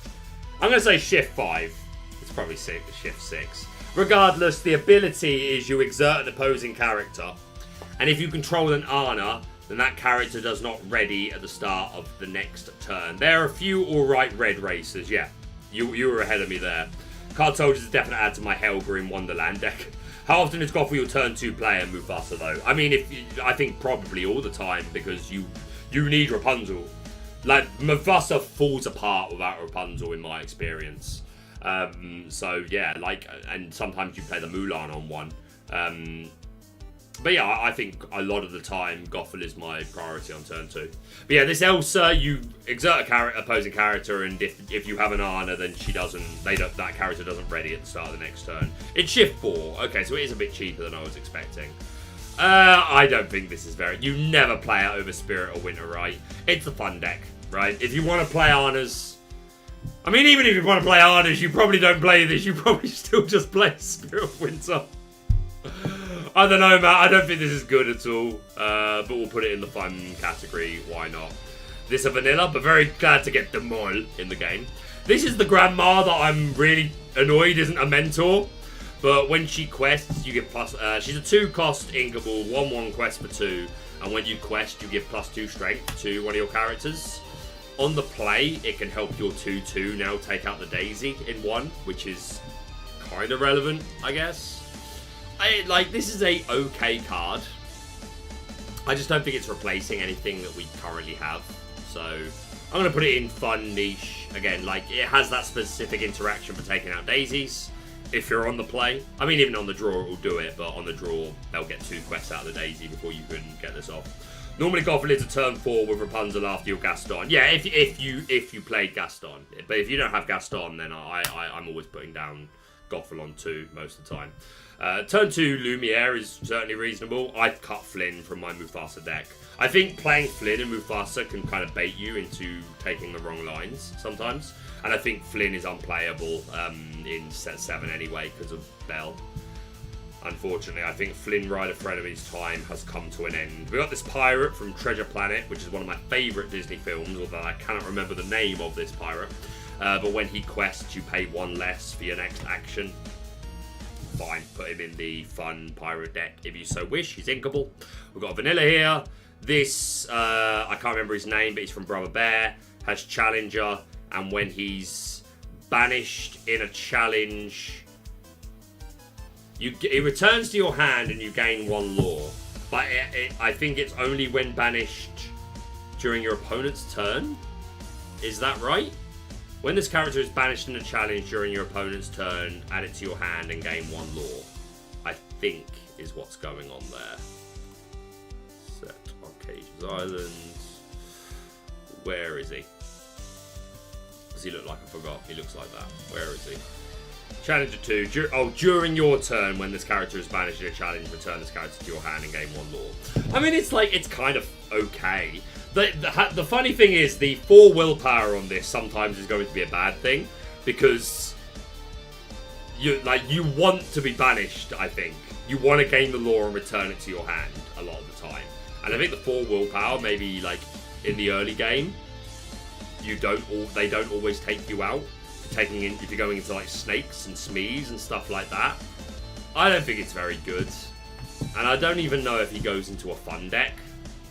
Is it really harsh to put this in unplayable? It's probably a bit harsh, because it is Lorcana, right? So it should probably at least be in here. But I don't know, man. I'm just not feeling it. Poisonly, I'm just not feeling it. You tell me, am I off my rockers to put this unplayable? I just don't think it's anywhere near good enough. This is the Keeda, who has a half for how far I'll go on a stick. You can exert her. Look at the top 2 cards of your deck. One of those cards goes into your Inkwell exerted, and the other one goes back to the top of the deck. Obviously, the good thing about this is that it's an exert ability, so if you have a way of re-readying, then you can use this multiple times in a turn. First time I saw this Keeda, I was like, oh, this seems really good, and I've gone off her. But I think she's like niche. Like, maybe it's unplayable. I don't know. I'm going to put it in niche. King Candy, who we talked about not too long ago, straight into this column. But with the right racers, my guys, I think this could be up here. I really do. I think with the right racers, this could be an absolute game changer. I'm super interested in this King Candy. This is the Kronk, who if an ability would make you discard, then you don't discard, and he has ward. This is a straight meta response card. It's probably the top of niche play, right? But you could also put it in this could see some play column. But it's purely dependent on the meta. You could definitely build a deck around it, which takes advantage of cards that make you discard. Like there's a Shere Khan coming up, which makes you discard your hand, and this would stop you discarding your hand. But is it more in the fun category? It depends, really. Like, if you're playing it for the sake of, oh, I'm building my deck around this, then it's this column. But if you're playing it because, oh, the meta is mad and everyone's playing discard, and this is, like, a way I'm going to not have to discard, then you put it in here. So, which tier you put it in really is dependent on its purpose. Like, if it's responding to the meta, it's here. If it's, I'm building a fun deck around it, it's here. So I'm going to put it at the top of niche play for the moment. But it's certainly an interesting card. This one is Lucky, who on Quest, you look at the top 2 cards and add any puppies to your hand. This is absolutely fun niche play. If you're playing the puppy deck, you put this in, probably. It's one of the better ones. Next up, we've got the Worst Fairies. If you know, you know. It involves... You return one of your characters to your hand, and you exert a chosen character. Pretty sure is the ability here. It's Magical Maneuvers, right? Is that what it's called? Magical Maneuvers? Yeah, Magical Maneuvers. Return chosen character of your... Hello, Bubba. Return chosen character of yours to your hand. Exert chosen character. There's actually, like... It's not good, but you could use this on your own Ratigan to exert it sooner. And obviously, bounce is a thing.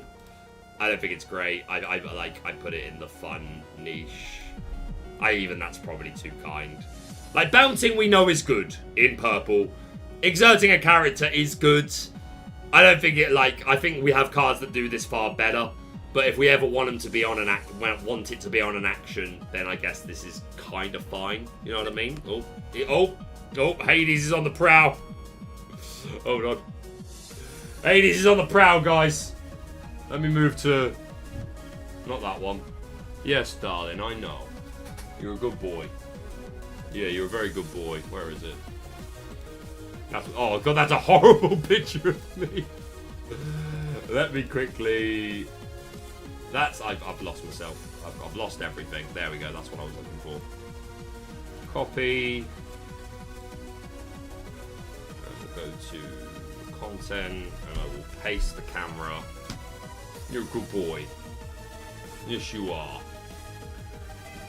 Lads, I am such a sop for my cat. Like, literally. Never had a cat ever in my life until last year, and I've had Hades for only a year, and I would banish you, me, and everyone if any harm ever came to him. I really would. I would banish you, me, and each and every one of us if anything... I'm going to sit down. He's going to jump out my hands because I don't think he wants to be held at the moment. No, you don't, do you? Okay. We're not going to force you. There you go. We're not going to force you when you're not in the mood. He has to come to me. Them's the rules. Them do be the rules. Right, where were we? Back to our tier list. Oh, he's moving. He's on the prowl. Please don't step on my keyboard, bro. I just know you're going to hit escape and the computer's going to blow up. I know it. What are you doing?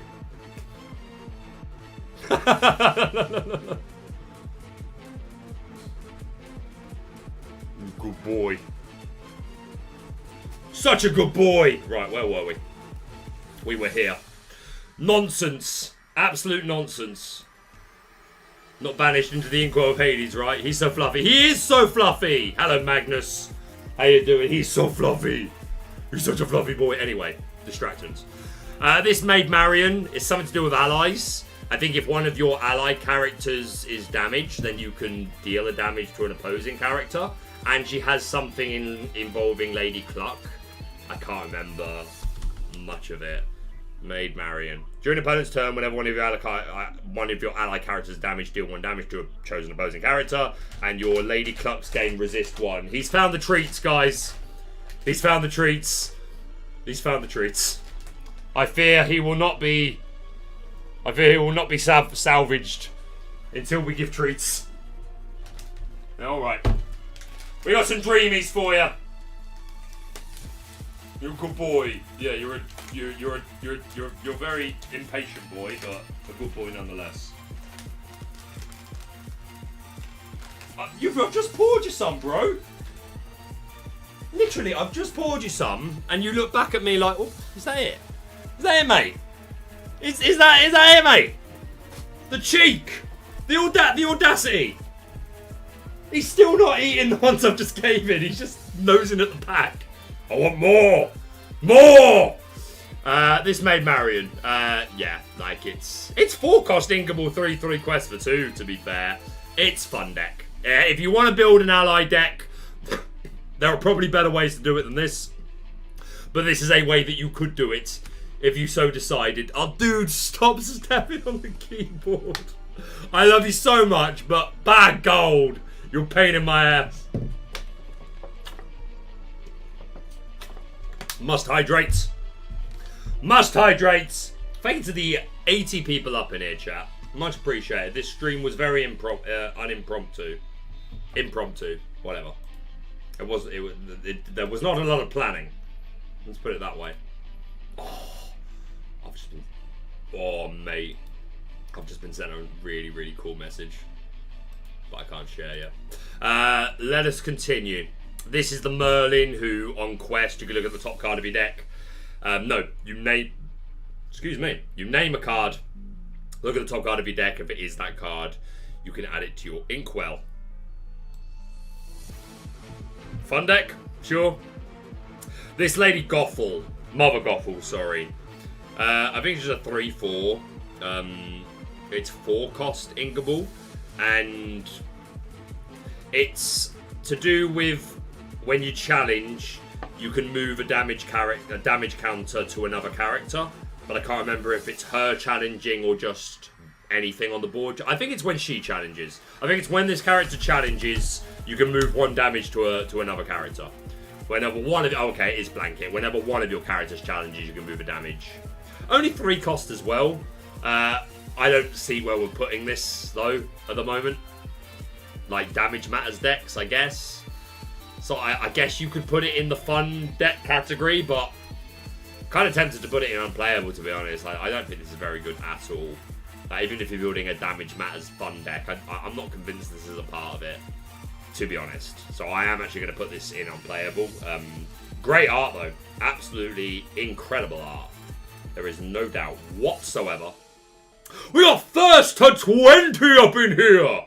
Love the shirt. I have the same one. It is a pretty good one. Not going to lie. Follow the buzzards, my friends. Those are my cat's favourite treats. The cats do love dreamies. Is it a cat? It probably likes dreamies. So yeah, Mother Gothel I don't think it's good. This Simba is a vanilla. This Mulan is certainly pretty good. Why does it keep doing this? Why do you keep doing this to me? Refresh. This Mulan is pretty interesting. She's a shift 5. The stat line is 5/5, quest for 2. And when she challenges a character, or banishes a character in a challenge, then your characters can challenge ready characters, which is a very strong ability. I actually think the vast majority of the time, you would prefer the other Mulan, the Archer Mulan. I actually think she's kind of better. This one, the Elite Archer. I think this is actually going to be better a lot of the time. But if you are playing a Challenge Matters deck, and you're playing things like Shere Khan, Queen of Hearts, and you just want more of your characters to be making challenges in general, then this is a nice way of setting that up. I don't think it's more than the fun deck category. I definitely put it at the top. You could convince me to put it in could see some play. Yeah, I think that's actually reasonable. Again, this column here is cards that they're not going to be in the majority of decks that use these inks, but every now and then, again, you might see them pop up. Something like Jafar Striking Illusionist, or the John Silver that gets extra lore from locations. Those are the 2 examples that I keep using, and there will be others, but that's kind of what I mean by this. I think it's far from a certain thing, but you might see it. Next up, we've got Out of Order. Shout out to JD's Quest. Ravensburger! Ravensburger, you listening? Are you listening, Ravensburger? I know you watch my content. That JD's Quest. Pretty sexy. Pretty good voice. Pretty knowledgeable. Pretty charismatic. Make a hell of a caster! I said it. I said it. I'm just saying. I just said it. Don't give him my job, though. Please! Please! But I'm just saying. Make one hell of a caster. This is just banish a character. It's inkable. It's 7 cost. I think it's unplayable. I think you would always play either the Dragonfire. I think you would play the Energy Blast before you play this. I think I would rather play the same thing, uninkable, but you draw a card for doing so. I think this doesn't see play until we get something like... So we have the Ruby Robin Hood, right? Which takes cards from you mill 4, and you can play a 6 cost action or less for free. And I really want more cards that do that sort of thing. If we get something like this, where it can be 7 cost, then suddenly this Out of Order becomes so much better in that deck. But as is, I think it's unplayable. Pete's! Big Pete's! My guy! I love this Pete, mate. I absolutely love this Pete. And again, second shout out of the night to SLTC. But someone in the testing group SLTC, which I have the pleasure to be a part of, is cooking with this Pete. They haven't made the deck list public yet, so I'm not going to say exactly what in. But I have seen a highly competitive ink combination with this added to it, and it's cooking, guys.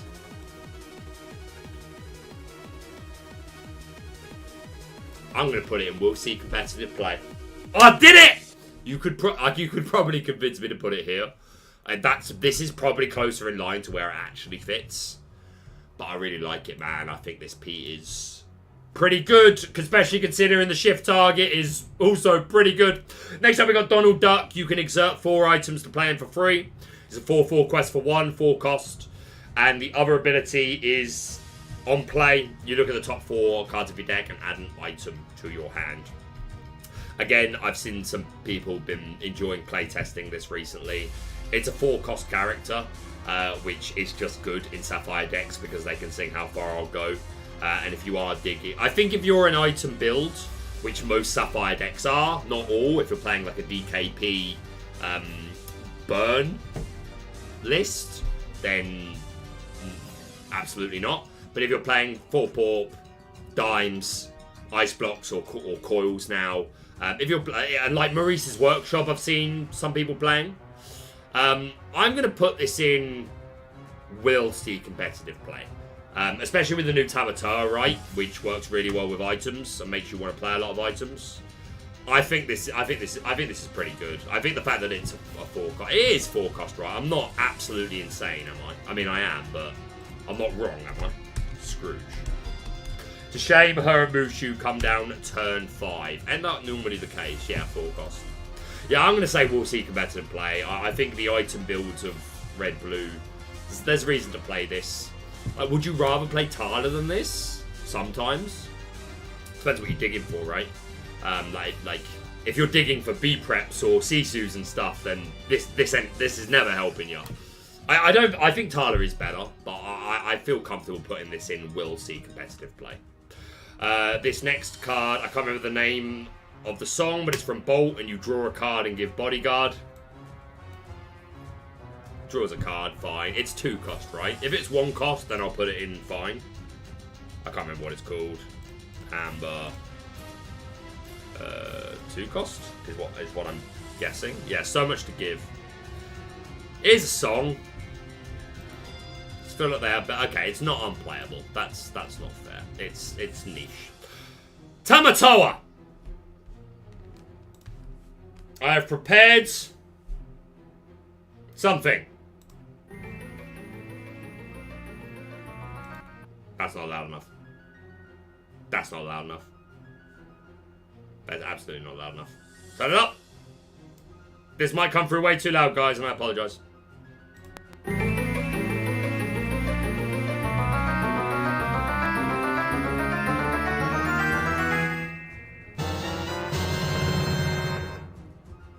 I think it's meta defining. I think this is a really, really good card, and it changes the way that you play Ruby Sapphire, which in turn changes the way, like, all decks are built to take the meta game into account.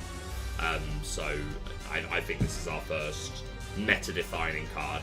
I think is reasonable to say. Do you agree? Do you disagree? Meta defining, yeah. Most people seem to agree there. Word has it that we're all mad here. Word has it!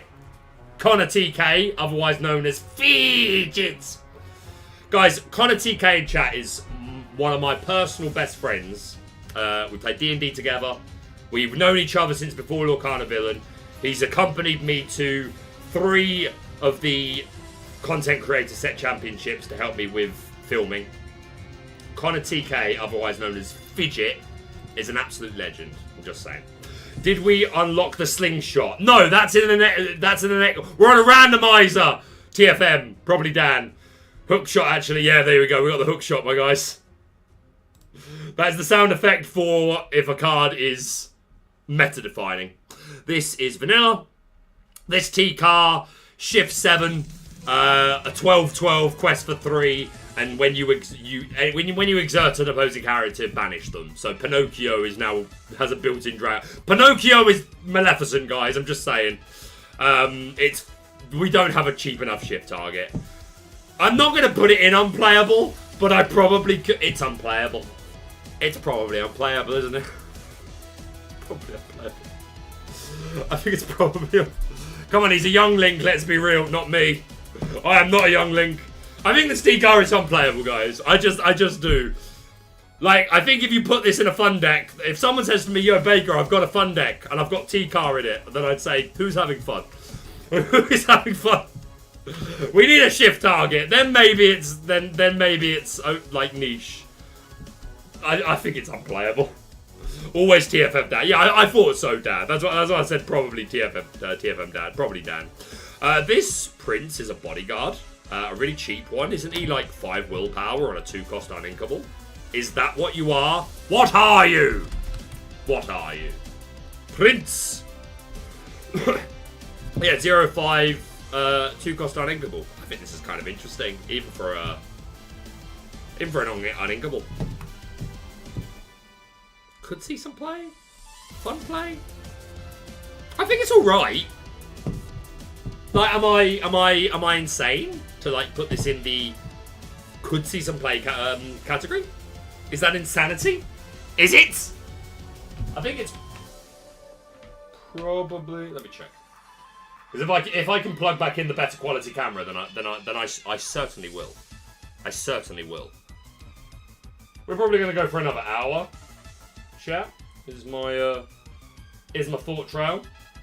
What battery do we have? What's the battery looking like? Did we fill up?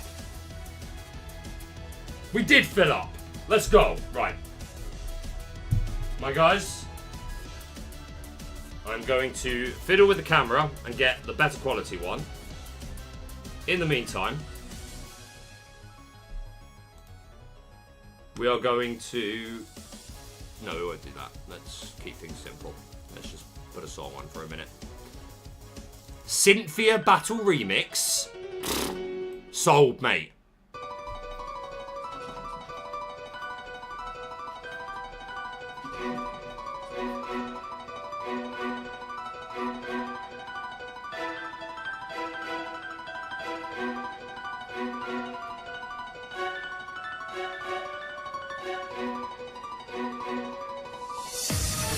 Let's go! This is a bop, mate. This is a bop. Who has PTSD from Cynthia? You can tell me. I won't judge. I will not judge. I will not. Right, let's unplug this camera. Get gold. Get good. Be gone. Bad quality webcam. I don't need that sort of negativity in my life. I don't need that sort of bad quality in my life. No, I do not. That might be a bit loud. If it is, stop. Stick the other one. Plug you in down here. Let's do it. Da, da, da, da, da, da, da. How come more of you haven't hit the like button? Well, that is a question for the philosophers, Dan. A question for the philosophers.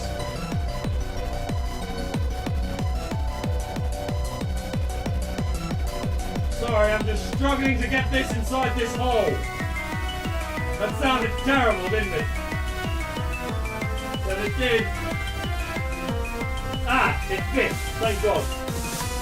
That did not help my case.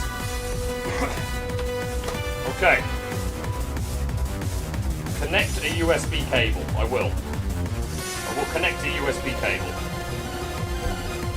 Okay, I have connected a USB cable.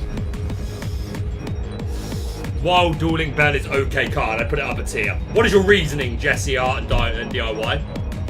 Let me know. Okay. We have plugged back in old camera.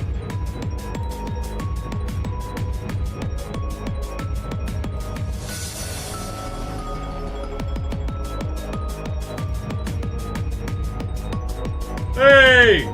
Did it work? It did!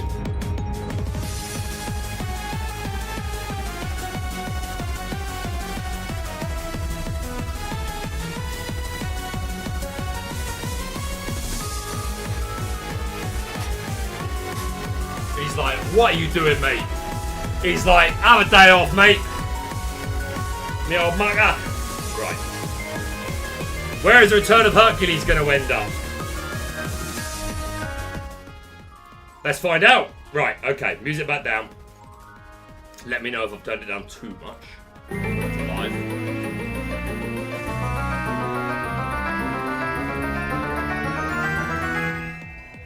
Da, da, da, da. There we go. Okay. Return of Hercules I've been asked to take a look at. Where is Return of Hercules on here? Where are you? Where are you? On here somewhere. But I cannot find you. You are evading capture, sir. I've just noticed some of the cards are on it twice. Where is the Return of Hercules? I cannot see it. It's gone. Ah, there it is. I found it. I found it. Right, we got it. We got their chat. We got their chat. Right, Return of Hercules. Both players choose a character. Play it for free.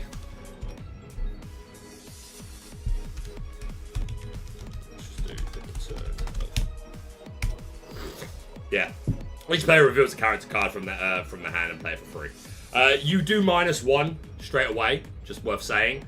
Maybe you can counterbalance that by your the character you play having an on-play ability which banishes an opposing character, like a Maleficent Dragon or something.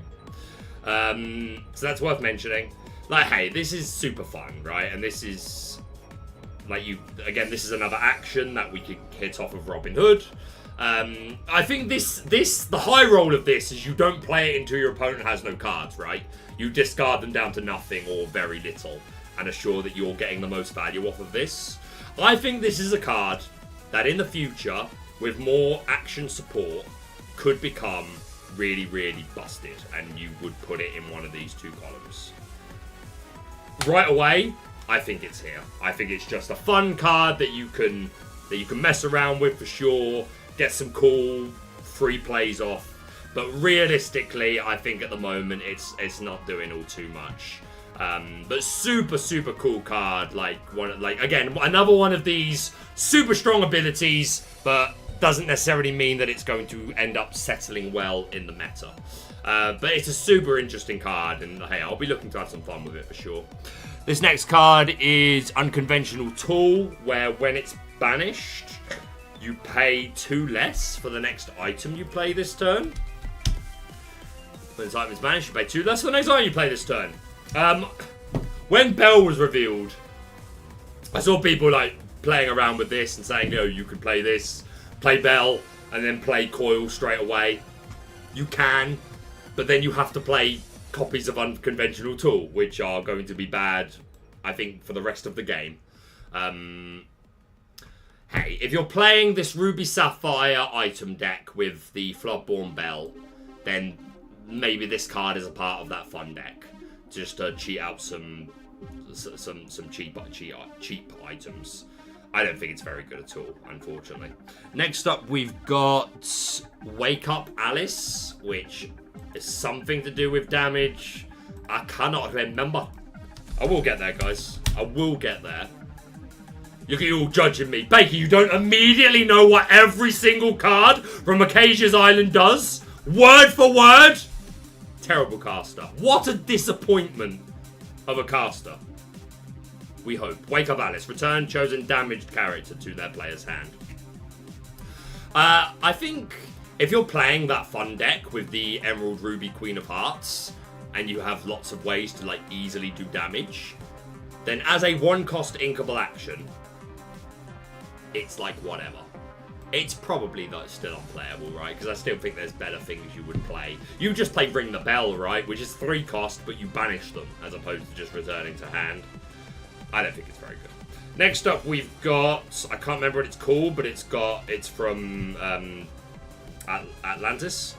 This was revealed by JD's Quest. We got Tarzan. We love you, Baker. Thank you, Tarzan.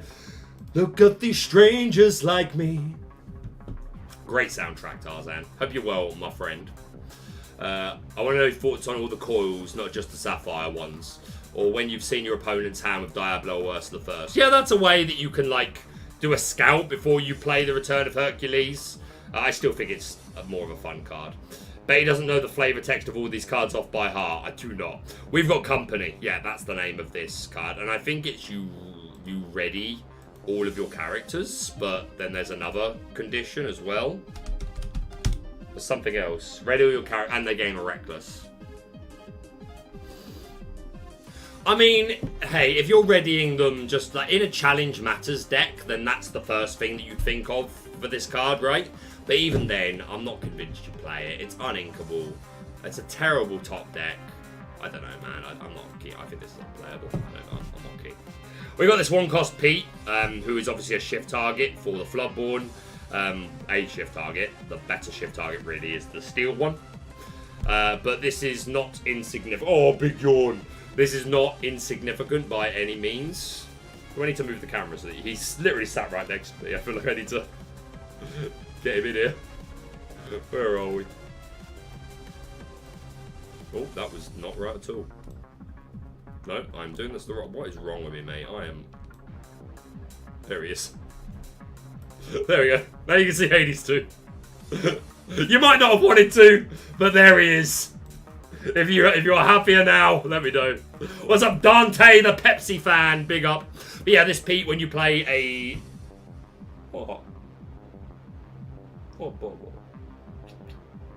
Yeah. He's a good boy. This Pete, when you play an action that isn't a song, you can break an item, which I think is pretty cool. I think this. I like this Pete. Don't step on my keyboard, you little angel, light of my life. Yeah, I quite like this Pete. I'm not gonna lie. I think I'm gonna put it straight in. Could see some play. I think it's a perfectly fine shift target for the Pete. It's a strong ability. If items end up being good enough, then and you've got like an action matters deck. You could just say it's in the fun deck, like the pirate deck that are playing a lot of these actions that aren't songs. But I feel confident putting it here, to be honest. Just like, if you break a coil with this, you're super happy, right? What's up, David Tron?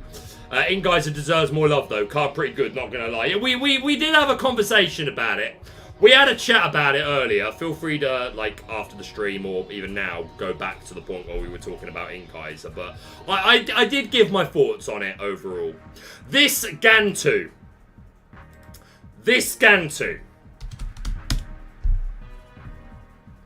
Full cost uninkable, 2/4, quest for 1. When you play him, opposing characters can't exert to sing songs until the start of your next turn. And each player plays 2 more ink to play actions or items. My guys.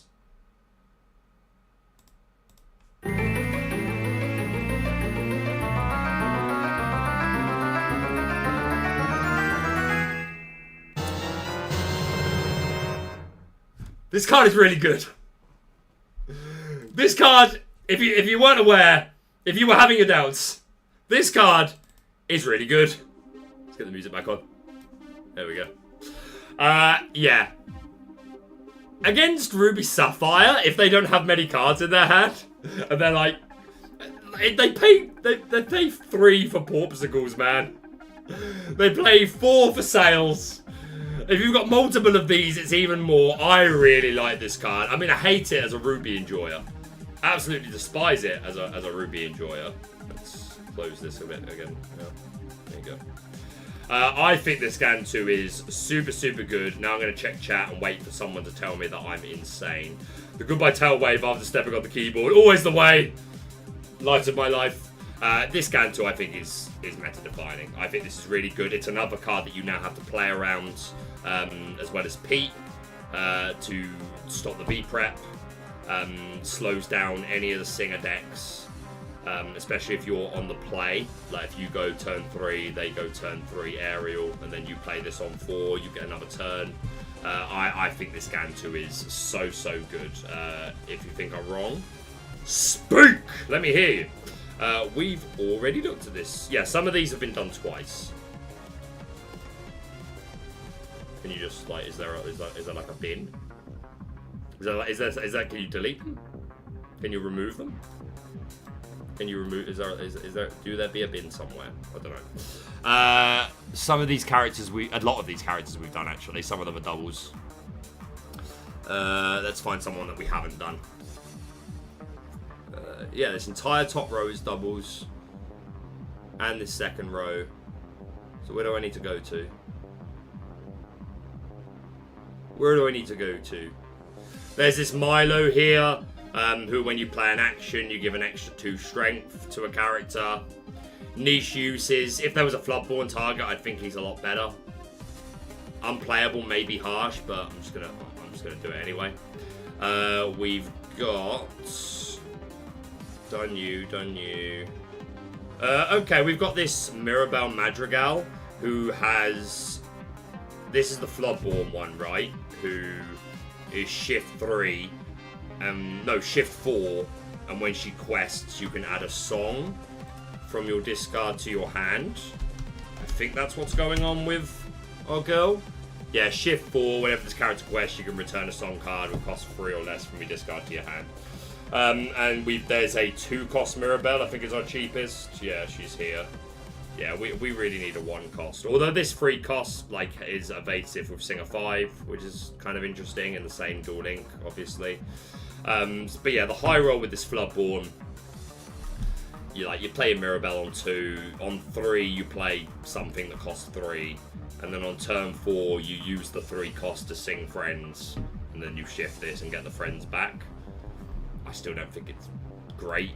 I think this is more fun deck than anything else. So where have you gone? I've lost you already. Yeah, I am going to put you in the fun deck category. We've got this Dawson from Basil, who I love, because y'all know I love a bit of Basil, the Great Mouse Detective. His ability is when you put a card into your inkwell, you can look at the top card of your deck and then... When you add a card to your inkwell, or is it when he quests? It's something about the top card of the deck and something to do with the inkwell. And it's a 1 cost on inkable. Once during a turn, whenever a card is put in your inkwell, look at the top card of your deck. You may put it on either the top or the bottom of your deck. Again, if you care about knowing the top card because of Bruno or Mulan, then cool. I still think I'd rather play Merlin's Cottage, to be honest, and it's uninkable. So I'm going to put this unplayable, I'm afraid to tell you. Who else here have we not done? This is the Cinderella, which on play you can return a glass slipper from your discard to the bottom of your deck to gain, I think it's 3 lore. I think that's what you gain with her. And she quests for 2, which is super significant. Yeah, put a glass slipper at the bottom of your deck to gain 3 lore. So if the glass slipper ends up being okay, then obviously the I think this Cinderella is the main reason to play the glass slipper. And I put the glass slipper in could see some play, where these two probably should be in the fun deck niche. But I don't know, man. Like there's a part of me that just kind of believes in this glass slipper in Cinderella. There's self-protection from Brawl, making it cost 5 ink is insane. Yeah, the Gantu, amazing. Gantu Redemption arc has been wild. It really has. Someone took all the hate that Chapter 1 Gantu received so personally. That was so personally taken. 100%. We got 38 likes on the video. 39, you love to see it. If you haven't hit that like button, do please do so for me. It warms my baker little heart. It truly do. I've lost the screen. There it is. Next up, who have we got? We've done you. Really annoying that there are so many multiples here, but there you go. I've done Bagheera. This is the Yzma, who, when she's banished, if you've got more cards in your hand than your opponent, then she's added to your hand. But if you don't have more cards than your opponent, then she's just a 2-cost inkable 2/1 quest for 1. So as cool as she is, and as happy as I am to have Yzma Cat in the game, this particular version is unplayable, unfortunately. This is the Dual Link Tramp, who is actually pretty good. You pay 1 less to play him for each character in play. And when you play him, you discard... No, you draw cards up to the amount of characters you control. And then discard that many. Pretty sure that's what's going on there. What happened there? What was that? Bandit Chimera just subscribed. Thank you so much, Bandit Chimera, for the subscription. Much appreciated, my friend. And I don't do this very often, but if you'd like to support the channel, do consider becoming a member. It does help. It does help. And I'm working on getting more content for members only. But there are some emotes that you can use in streams. Anyway, this Tramp, 2/6, quest for 2, 1 less for each character you play, and on play, draw a card for each other character you have in play, then choose and discard a card. So you can play this on turn 4, draw 3, discard 3. I don't think this is bad at all. I think it's better than Fun Deck category. I think it's could see play category. I think this is pretty solid as a lemon and lime card that quests for 2. Draws a lot of cards, get rid of those uninkables. I think this is could see some play, and I actually think it's fairly high up on it as well. I quite like this Tramp card. I am a fan.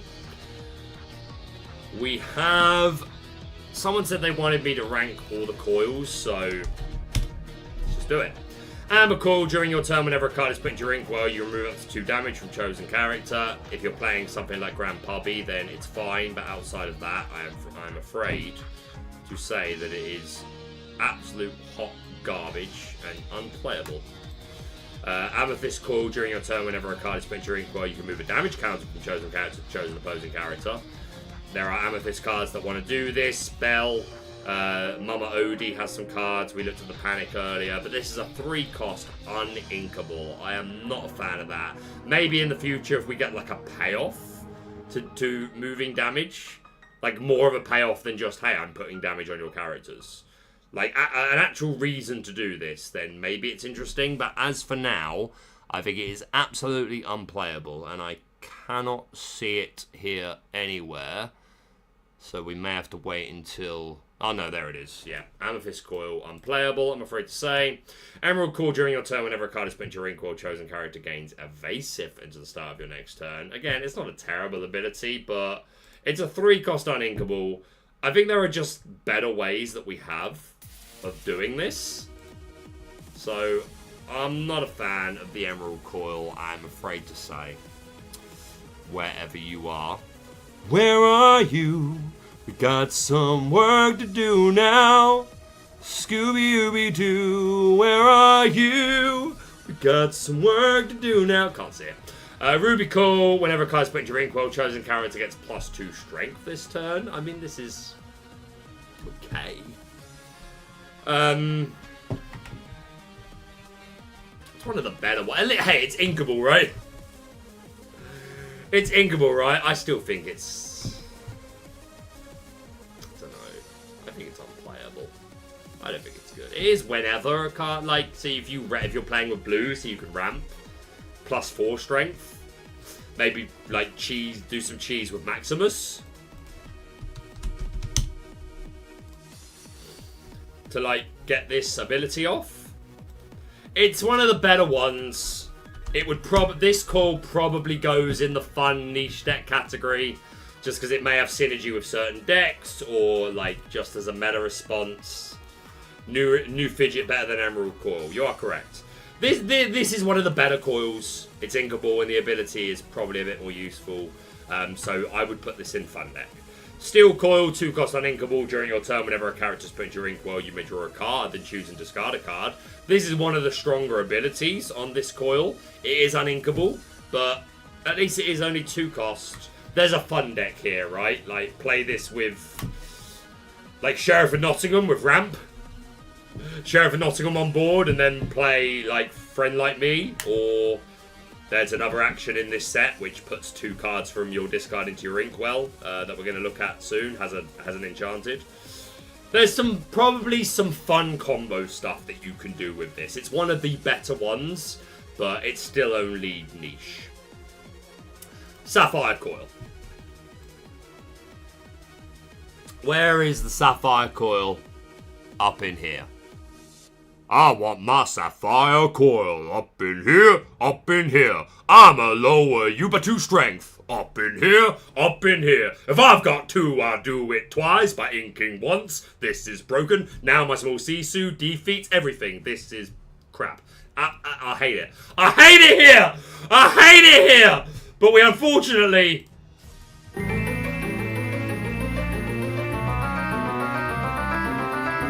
Snakes and ladders.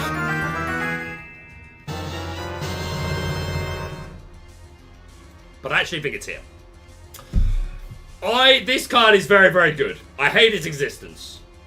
I do not think it is as Batman crazy, and it's very, very good, right? I don't... I'm trying so hard to put into my words. Please stop scratching my chair, dude. It is not your scratch pad. This is a very good card. I don't think it's necessarily the SS tier that a few people are saying it is. I don't know, man. It has its drawbacks, right? In the later stage of the game, if you're topping, then, like, if you top the Sisu, then you also need something to ink, right? To get this off. And if you've got 2 of them on the board, then just inking once means that you -4 something, or -2 strength, -2 to 2 things. It has its downsides, but it is inkable. I don't know, it's probably just here, right? It's better defining. I don't know, like, I don't think this is, like, as awful as a lot of the community are saying, but it is still very clearly really, really, really good. Really, really good. Like, it's going to have a place in Ruby Sapphire. It's going to have a place in Ruby Emerald. Sapphire Emerald, as Espion just said. Parrot and Fox Army. I think it's unplayable, meaning I don't want to play against it. Out of all the calls, why is it inkable while others are not? That is the stupid thing. Let's move on, but I will say, like, I think you could put this here and it's reasonable, right? Because this card does have drawbacks. And it means they're not ramping on 2. Like, there are negative things to say about this card, but it probably is still just meta-defining, just because of, like, again, the way it changes deck building. Because even Ruby Sapphire now, they play more Daring Visitor. They don't play as many, if any, ice blocks. Maybe their turn 2 ramp package even changes, but the benefits are amazing. So yeah, it is probably just full on meta defining. We've got this. Is it Chernabog? I think it's a 2/6, and on play, your opponent chooses a character to exert, and they can't ready at the start of the next turn. When you play this character, each opponent chooses and exerts one of their ready characters. They can't ready at the start of the next turn. Yeah, strong ability. Very strong ability, but on a 5-cost uninkable. Unplayable, mate. I'm sorry. We've got the Mickey Mouse, the legendary 1/1. When this character banishes a character in a challenge, you can play a character for free. This is the top of the fun deck tier, in my opinion. You play, like, I think the high roll with this is you play it with Ruby, so I think you need to Vitalisphere this. I think that's the way you're getting this off. Of course, you could just give it Rush via something else, Cogsworth, but you still only have 1 strength. I think this needs Vitalisphere to high roll, because you need, like, you want to be able to play it and immediately challenge. Right, because otherwise you could think of other things you could combine it with, like the Queen, the Amber Queen, which when she quests, you give a character plus strength and a character minus strength. But then this still has to sit on the board for a turn. I think the only way you really, like, get the high roll here is if you can play this Mickey, give it Rush, give it more strength, all in the same turn. I mean, like, you could use support to give it the extra strength, but you need to rush it. You absolutely have to rush it. So I think Vitalisphere is the high roll. I think it's pretty cool, but I think at the moment it's probably still just a fun deck. If we get more ways of giving rush, like effects similar to Vitalisphere. I mean, there's characters that do it. Is it the Boogle Boys coming in this set? Beagle Boys. Whenever this character quests, chosen character of your it's rush and resist 1. So yeah, we need to give it strength, and you can't play Beagle Boys with Mickey because that's Ruby Sapphire and this is Steel. So yeah, at the moment Vitalisphere is the best we've got. I think there might be something else I'm missing off the top of my head, a way of giving more strength and rush to a character off of 1 card. If you get Unconventional Tool and the new Bell, you can get Sapphire Coil out on the first turn. You can. That is a thing that you can do. No doubt at all. And a fascinating play, definitely. Fascinating. We have this Aladdin, which is kind of interesting. He's works with allies. Can't remember the ability off the top of my head, but it's definitely ally related. Prince Ali, virtuous he, Ali Ababa. Strong as 10 regular men, definitely. He faced the galloping hordes, while had your back eyes with swords. But Prince Ali, he's got 75 golden. Don't they look lovely, June? And to see them he charges no fee. Marvelous, I love the feathers. He's he got the dupe. I'm telling you, it's a world-class menagerie for Ali. Sorry, I'll calm down. 4 costs uninkable, 2/4 quests for 2. When he quests, you can play an ally, cost 3 or less for free. And while it's exerted, your ally characters get +1 strength. If this had 3 strength, and was inkable, then I actually think this would stand a chance of being a semi-viable, fun meta deck, the whole ally thing, because the Jasmine's good as well. But I think both of them are just a little under the line where I would like them to be, for them to be like the viable deck that I want them to be. At the moment, this is just a fun deck. You can build the ally deck, and there's a couple of strong supporting pieces there. But unfortunately, this Aladdin and Jasmine, I just don't think they are close enough. I think the Aladdin needed to be strength 2 or inkable. And this Jasmine, if there are no cards in your hand, or a card for each ally character you have in play. Yeah, there's definitely synergy here. Yeah, she's better for sure, but it's still only a fun deck at the moment. I think in time and more ally support, both of those cards could go up. Not sure where Jasmine is here. We have Gizmo Duck, who is a 4/3 quest for 1 with resist 1, and he can challenge ready characters. I actually quite like this Gizmo Duck. If you've got a consistent way of doing damage, even just Tink, right? If you've got this Gizmo Duck sitting on the board dry, play a Tink, and now this Gizmo Duck is challenging anything of theirs and challenging for 4. You just did 1 damage with the Tink, so you're probably taking out... You're taking out a lot. I think this Gizmo Duck is actually pretty good, and it wouldn't surprise me if it ended up being very good. But we'll put it here for now, probably fairly high up. Fairly high up. Krabs or Jafar are alright if it survives. You are so great. Thank you, Ark. We do our best. We do our best. Right, where to now? Lyle Tiberius Rourke. Lyle Tiberius Rourke. This is when you ink a card, you do 2 damage to all characters in play. During your turn, whenever a card is put in your inkwell, deal 2 damage to each character in play. Only once during your turn as well. Does Mufasa find a place for this? Maybe. It's a super strong ability. It's so expensive though. I think like this only has legs if you are... I think it's Mufasa. And not just for hitting it with Mufasa, but you lower the cost with Gaston, right? Because this is a very strong ability. Realistically, I think it is a fun deck though. I think it's probably on the fun deck side. It could be up here in Mufasa. It could settle here as like an occasional inclusion from Mufasa, but as it stands, I'm going to put it in the fun niche deck category. We've got Basil, which I revealed and was my pleasure to do so. Finally finding the rest of the Hexwell crown for our favourite villain, our favourite new owner of Archazia's island, Jafar. Unfortunately, this Basil is not very good. He does quest for 3, and the 3/6 stat line is good. And he gives Reckless to all opposing damaged characters. Hey, in the fun deck, like the green-red fun deck, where you're doing lots of, like, you're playing the Queen of Hearts, and you've got lots of ways to do damage, sure, he could be a part of that deck, specifically. You could also convince me to put this in unplayable, to be honest, but sure. He quests for 3, right, and he's inkable. Let's look at the Maurice and the Maurice's machine. So, the Maurice is you banish an item on play to draw a card, and if that item is Maurice's workshop, then you get a free brawl. You can banish a character with 2 strength or less, I think is the idea.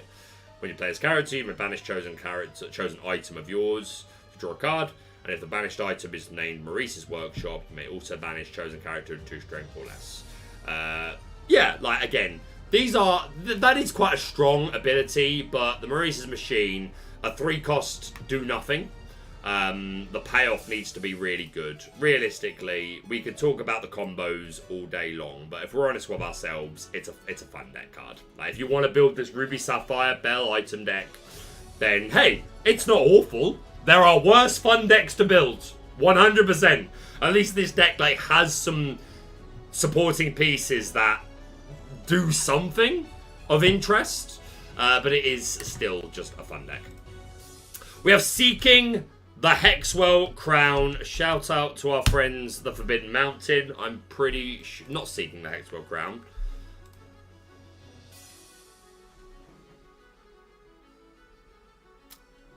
It's got crown in it.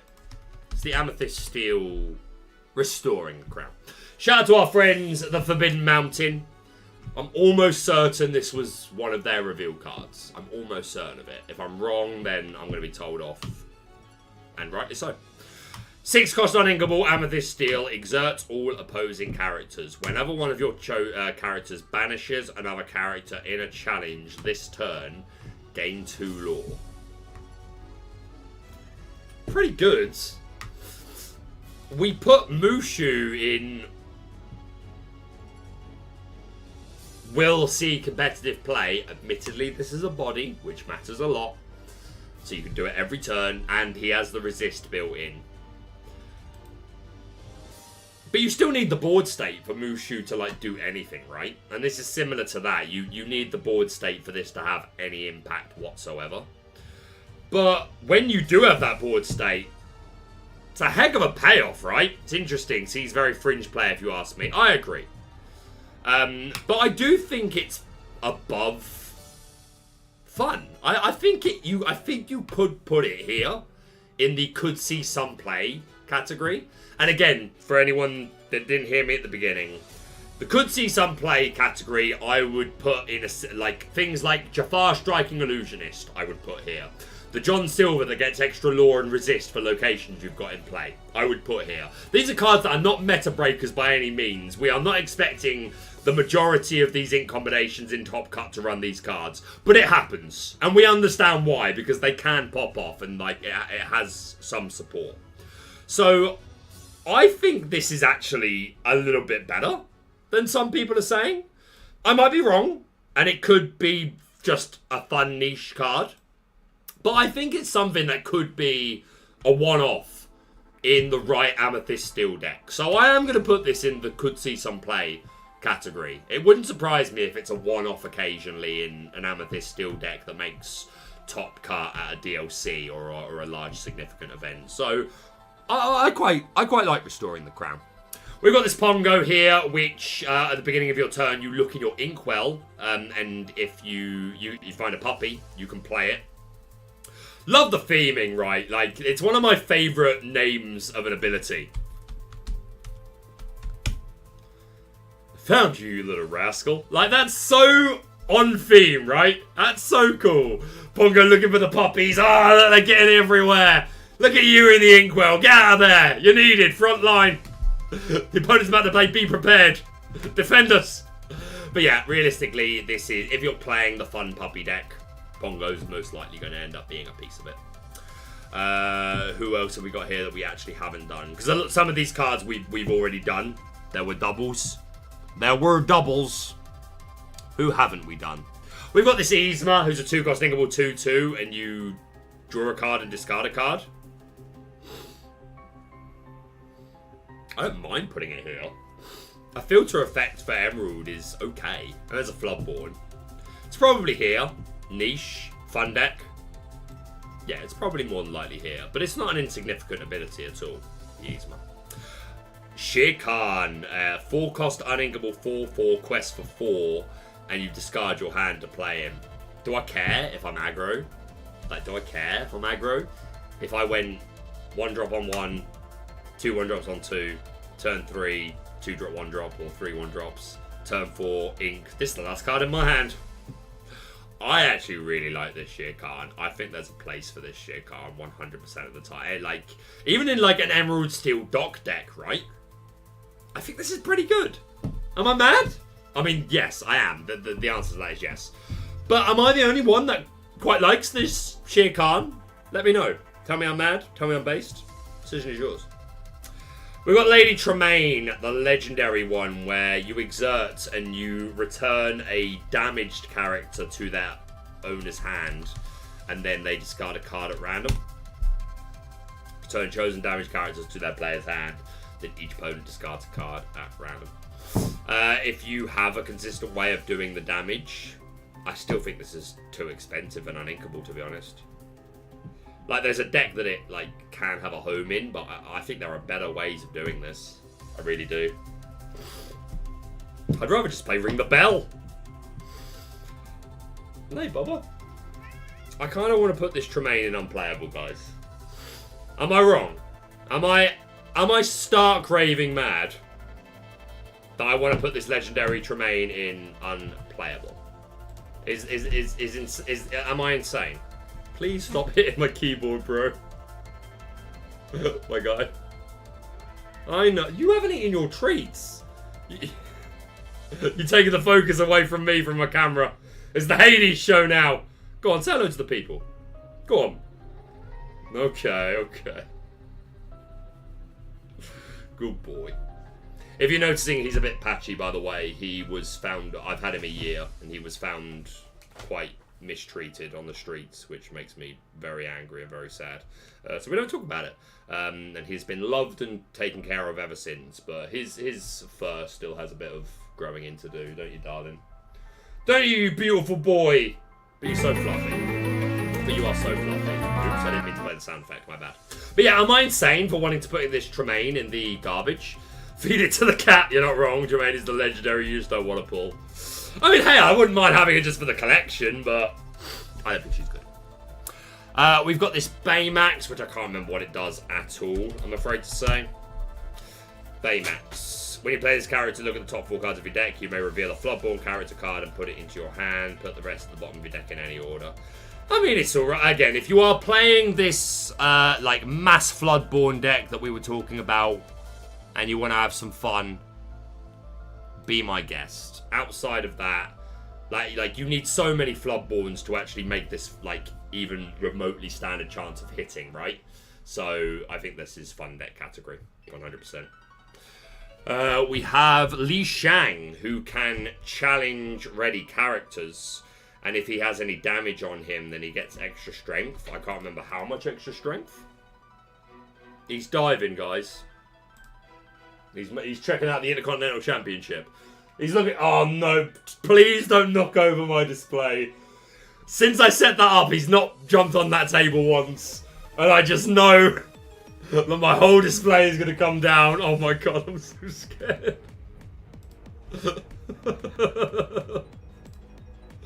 Do I need to expand this so that you guys can help me keep an eye on him? Hades, you're such a villain, man! Tremaine closing in on season 1 can too bad. Yeah, you're probably right, Wesley. Wesley, you're probably right. Probably right. What was the card I was just trying to look up there? I cannot remember. Couldn't have been that important. We've got this Yzma here, who I think whenever a character is banished in a challenge, you return that character to that player's hand, and then they discard something at random. Yeah, shift 5, 3-8, quest for 2. Whenever another character is banished in a challenge, return that card to its player's hand, and that player discards a card around. I think this is awful. I really do. I'm not amused by this Yzma. Like, this is another one I kind of just want to put straight in unplayable. I'm sorry, but like the symmetrical effect is so bad. Like, it just seems like a ticking time bomb to have on your board. Like, I don't want it. I just don't want it. We've got the Phantom Blot here. I actually heard Dan talking about this card the other day in the Forbidden Mountain stream. And he said, we have Little Rocket Stitch, so why would you ever play this? Because this is clearly better. Look at him. Look at this G. It's a villain as well. Like, I know that's such a hot take. Because I know Stitch is so popular, but does nothing for me. I need to make that clear. This isn't a bit. I'm not doing this for the drama. I'm not doing it to play into the villain gimmick. I'm saying this with my whole chest. Stitch does nothing for me. Absolutely nothing. With my whole chest, mate. But yeah, Phantom Blot. It's probably not going to see play, but there is the villain synergy for sure. But yeah, needed to rep the villains, but unfortunately I think it's unplayable. There we go, first to 20 knows. Phantom Blot is a lore win. Does Stitch not have lore? Like, you mean like story lore? Story lore. Yeah. But yeah, I like the Phantom Blot. Yeah, Li Shang, that's who I was looking at, and I got distracted. Or you distracted, or I did. While this character has damage, he gets +2 strength, and he can challenge ready characters. Hey, turn 2, 2-drop, turn 3. Oh no, he doesn't have rush. I mean, you Teeth and Ambitions to get damage on this, right? The problem is if you're doing 2 damage to yourself, then you're probably always trading when you challenge that ready characters. My G, you're going to give me a heart attack. Yes. Yes, you are going to give me a heart attack. Stop covering the camera with your tail. I hope you guys have been entertained by Hades up in here tonight. I certainly hope so. Sorry, Disney lore, not gameplay lore. Stupid words. I got there. I got there, buddy. If I can hear Baker sing The Darkness tonight, check that off your bingo boards, folks. Sing The Darkness. I believe in a thing called love. Just another in my heart. There's a chance we can make it now.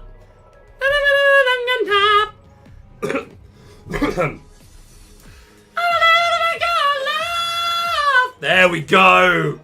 I am so rusty, but it's in there somewhere. Where were we? Mate, my ADHD is just kicking the life out of me. Absolutely kicking the life out of me. Yeah, I think this Li Shang is kind of interesting, you know. In a Ruby Steel deck, specific deck, because, again, it's Duel Link, so that's the only place you can play it. I think it's alright, you know. I think I kind of want to put it in the could see some play. Challenging ready characters is such a good ability. And this is uninkable, but, like, this is one of the cheapest characters we have that can do this.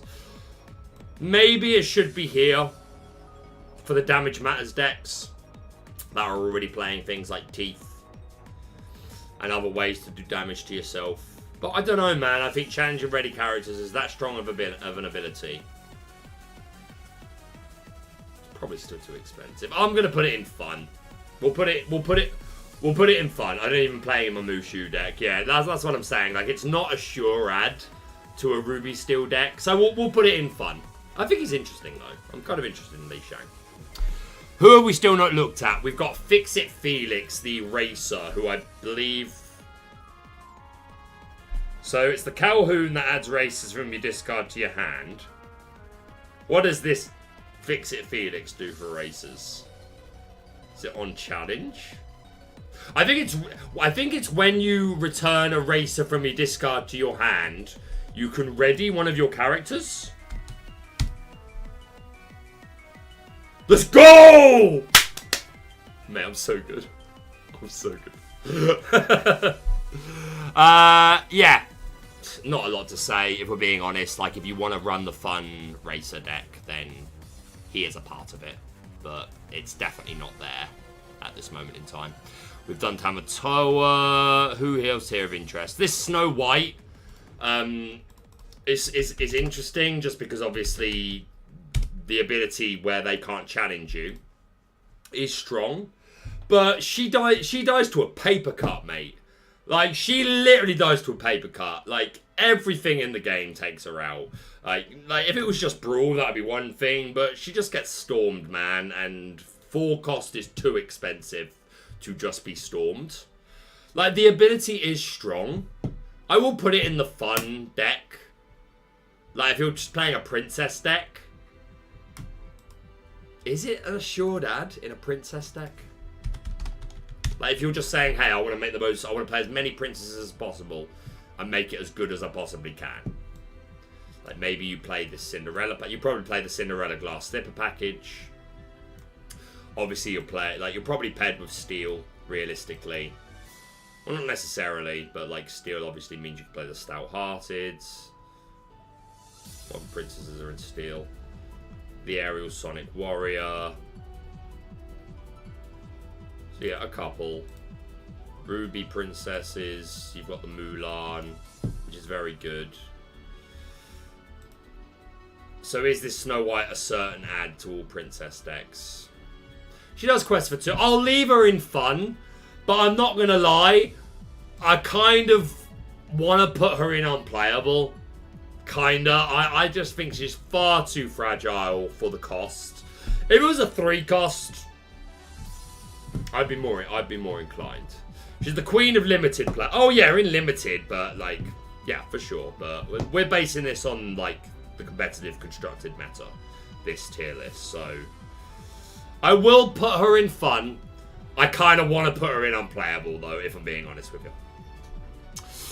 This Helga is an interesting 2 cost, but it's in a very competitive slot for Steel.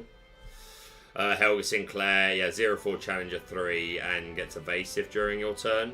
Hey, if like if hitting for 3 on evasive is necessary, then because the thing is you're competing with Calhoun, right? And you already also want Smee in this slot. Like the 2-drop slot for Steel is just competitive as heck. Just off Smee and Calhoun alone. And what others might you be playing? probably not many. Like, obviously, Doc, you don't really want to play on curve. It's a meta response card, right? If there is a particularly tricky, evasive character that gets released, which is super cheap, quest for 2, and has like 3 wall power, then this might be something you play in, like, you find room for, just to be able to answer it. But even that is like, it's good to have those cards, right? That we can pull out of our pocket when we need them. Did I already put you on here? I think I'm going to keep her and could see some play. Again, it's a meta response card, but I think it's pretty good. I second that. I love the Goofy movie. I don't know who else said that I love the Goofy movie, but so do I. Goofy movie is top tier. We've done most of these cards, guys. We haven't got a lot left to do. Only a few more. So we will finish. The Queen, the Amethyst one, who on Exert, you can... Do you shuffle the cards in, or do you put... It's basically you add cards from your opponent's discard back to their deck. Has to be 3 to gain 3 lore. And if you added a princess in this way, then you can gain 4 lore. Pretty sure that's how this goes down. Yeah, 4-3. And it goes to the bottom of their deck. I actually quite like this Queen. Obviously, you're going to assume that not all decks are playing princesses. If you're playing in this deck, then you are happy with saying, hey, I'm probably only getting a max of 3 lore here. And if you ever get the 4 lore because there was a princess, that's just a bonus. Or you could be like Weevil Underwood from Yu-Gi-Oh! And before the game, you sneak a princess into their deck. And then this Queen quests for 4. That's a great reference. Don't at me. So yeah, if you're feeling like Weevil Underwood, then you might want to play this Queen. Just sneak a princess into your opponent's deck. Cinema. But as is, I still think this is quite interesting. And if you play this specifically in a deck with ways of re-readying, like with LeFou, then being able to do this twice in a turn is a heck of a high roll. Now, of course, your opponent needs to actually have cards in the discard for you to use this. And for you to use it twice, they need to have at least 6. Like, it needs to be multiples of 3s. But that's not terribly unrealistic, and maybe you play it in a deck with, like, the Madame Medusa that we looked at earlier, the Ruby Amethyst Dual Link one, which mills your opponent. What other ways do we have of milling the opponent's deck? Do you just play, like, do you just play the mill cards and just say, hey, I'm not actually trying to mill you, I'm just trying to feed my queen? Is that the idea here? Mad Hat's Teapot, each opponent puts the top card of their deck into the discard. This one, obviously, quests to do the same thing. What other ways do we have of fueling this? This is your own deck, isn't it? This Dale. Yeah, top 3 cards of your deck. Any other cards that put cards from the top of the opponent's deck into their discard? Joe should have checked his deck first. Weevil did nothing wrong. I agree. But I do root for the villains, Paul. You should know this. Are there any other ways to mill the opponent and to get this online? Me and you as a young child, that's not how the card works. Yu-Gi-Oh! Anime. Screw the rules. Screw the rules. We need to sell cards. Screw the rules. I have money. Mokuba. Shut up, Mokuba. Are there other ways to get this Queen online? To get cards in the opponent's discard? I'm going to put it in the fun category. But I think with more ways of milling the opponent, it could be here. And you could, like, but realistically at the moment, it's probably a fun deck. What's up, John W? Welcome on in. We got 75 people up in here. Welcome to the live stream. It was very unimpromptu. You know, we don't normally do a lot of streams up in here, unfortunately. Which there are a few reasons for. One of which just being that if you've watched my content for a while, then you'll know that I am a full-time carer for my mum. Takes up the majority of my time.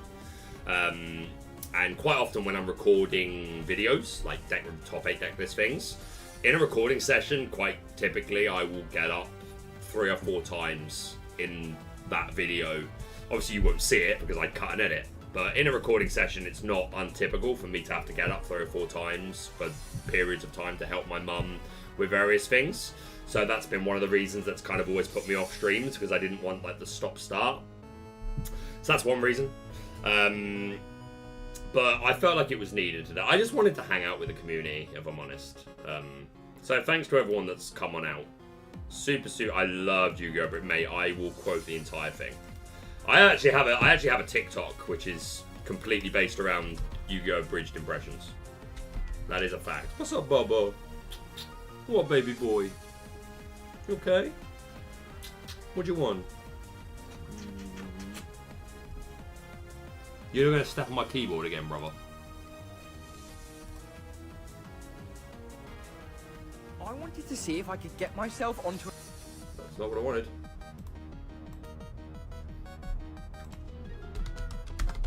What, baby boy? What do you need? Please don't step on the thing. Yeah, if you want to see my Yu-Gi-Oh! Bridged impressions, I have an entire TikTok devoted to it, although I haven't uploaded to it since in over a year. Last time I uploaded to this was before Lorcana came out. We pick a random one. Which one should we just watch one, just for advertising reasons, and then finish off the tier list? What's a good one?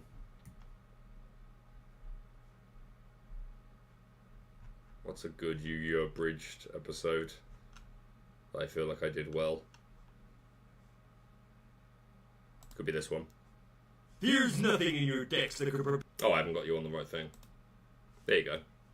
This is my... There's nothing in your decks that could prepare you for this fight. Is that so? Well, look at your deck. Now back to me. Now look at your deck. Now back to me. I'm an ancient Egyptian pharaoh. Hello, ladies. Even in this worthless body, you're no match for his Yugi. That's my worthless friend you're talking about. It's time to duel. I can't let you do this alone, you... You're right, Joey. With you by my side, you'll make the perfect distraction. A dear? Partner. A dear. Master Noah has placed each of us into this body.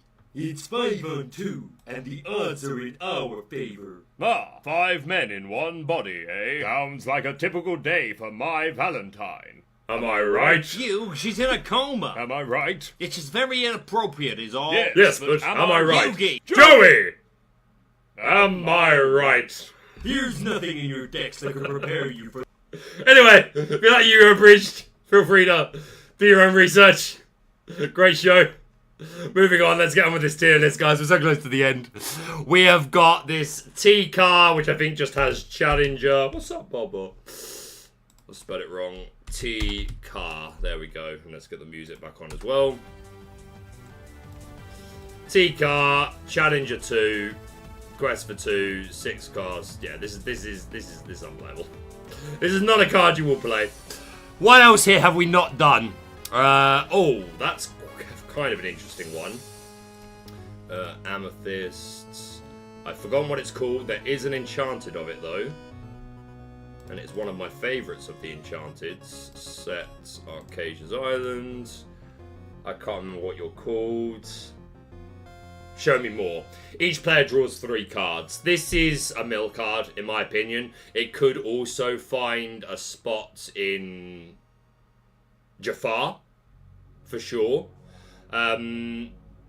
Yeah, I think it's Jafar and Mill that are going to take the best advantage of this. You could make an argument just for the aggro decks, the ones that were playing things like Amethyst, Chromacon and stuff, and that were just saying, I don't care how many cards you have in your hand, I'm just gonna outrace you in the long run.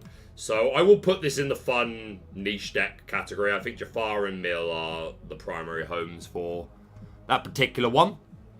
We've got this Queen of Hearts that has a pretty interesting body and gets more strength when you've got when she's got damage on her. Yeah, if she's got damage, she's a 3/4. Although if she's got damage, then she's at least a 3/3. But it's a good body, especially if you want to shift. I mean, we already have a 2-cost, the 2-cost 2/2 Rush Queen. But I think this is quite interesting. Again, in the fun deck that damage matters, then this Queen of Hearts may well be a piece of it, especially if you are playing the Floodborn Queen for whatever reason, because she's not bad, right? You can potentially get a big draw turn off with her. So where did it go? Where have you gone? I've lost you already. Right, I've lost you already. There she is. So yeah, I think this is fun deck category. There was another one I saw here. This Wendy Dart. This one just annoys me, man. Why isn't this a Floodborn? Why isn't this a Floodborn, bro? Why? You're gonna make this Floodborn and it still wouldn't see play. It still wouldn't see, probably. Like 5/7 quest for 2 evasive is kind of good. But I still just want it to be Floodborn, man. Yeah. I think this is unplayable. Like, there's no fun deck where, like, I mean, hey, you can put it in your deck and have some fun with it, sure. Be my guest. You can have fun with any card. And don't let me tell you can't. But, like, who's playing this? And it's such a shame because the art is beautiful. Like, this was on my list of predictions for cards that might get an enchanted, just because the art's that good. And, like, the Pirate Wendy is right there. Like, she's right there, man. And she's uninkable. Like, this could have absolutely been Shift 6, right? Like, right? We're lucky that was enchanted. What was? We're lucky what was enchanted? Wasn't. I mean, yeah, but it depends, right? Like, people have different priorities for enchanteds, right? Like, I see a lot of people say, like, why are so many of these enchanteds not playable? And I say, because competitive players are the minority! We are the minority! We are not more important than the casuals, and the casuals care about more than if it's playable. I'm not having this argument again. Go off, King. But yeah, this Wendy is unplayable. There's more to play a bit. There's more to an enchanted than playability, my guys. This is the Disney Lorcana trading card game, and if you don't know what the most important word is in that title, then I can't help you. I'd like to, but I can't help you. What else here have we not looked at, which is worth a look? The Hey Hey is certainly interesting. Blue Steel, 5 cost inkable Floodborn, 1/5 quest for 2, resist 1, and when you play it, all of your cards go into your Inkwell immediately. I think, like, in a doc deck, then this is kind of okay. The high roll is you don't do this until you have something on board that can redraw you cards, like a Flavisham and an item, so that you can refresh. Another way of doing it is you just play Chicha. You play Hey Hey. Is there a 1-drop Hey Hey? Is there actually a 1-drop Hey Hey? And there's not. Bruh. So 2 cost Hey Hey. Although, yeah, Steel. I'm a fool of a took. Yeah, Steel. Okay, so this into Chicha. Into Hey Hey. Because you resolve Hey Hey first, and then you can pull Chicha out the bag and draw your card. So at least then you've got a card, and then you go into your next turn drawing up to 2. And if you're running docks and stuff, then there's potentially more you can do there. I think it's interesting, for sure. A unique ability. Again, another example of a super powerful ability. But powerful abilities do not always good meta cards make. So I'm going to put this in fun. It's probably higher on the pedestal among the fun cards. But fun it does remain. I also spied another one a moment ago, which is worth a conversation. His name is Thunderbolt, and he has Puppy Shift. Shift onto any puppy. It's still just a fun deck card, but like in a puppy deck, like this is the most sure 4 of that you're playing, right? Like if you are building puppies, are you not just starting off with 4 of these? Am I wrong? So fun deck probably in the middle. Still waiting on the enchanted Hey Hey. He's gonna be every ink, isn't he? He's gonna be every ink, and they're gonna have to add a rule to. They're gonna actually have to put a line in the rule book that says you may play Hey Hey of the rainbow in any deck type, and that will be the enchanted. What else here have we not talked about that's interesting? A lot of this we've already talked about, guys. For some reason, some of the cards are on here twice, so we don't actually have this many to go through at all. I think there's only a couple. I mean, again, Maurice's Workshop goes in the fun deck along with the Maurice. This Cogsworth is pretty good, actually, isn't it? It gets extra strength if there's an item in your discard. Way of an item card in your discard, this character gets +2 strength. Yeah.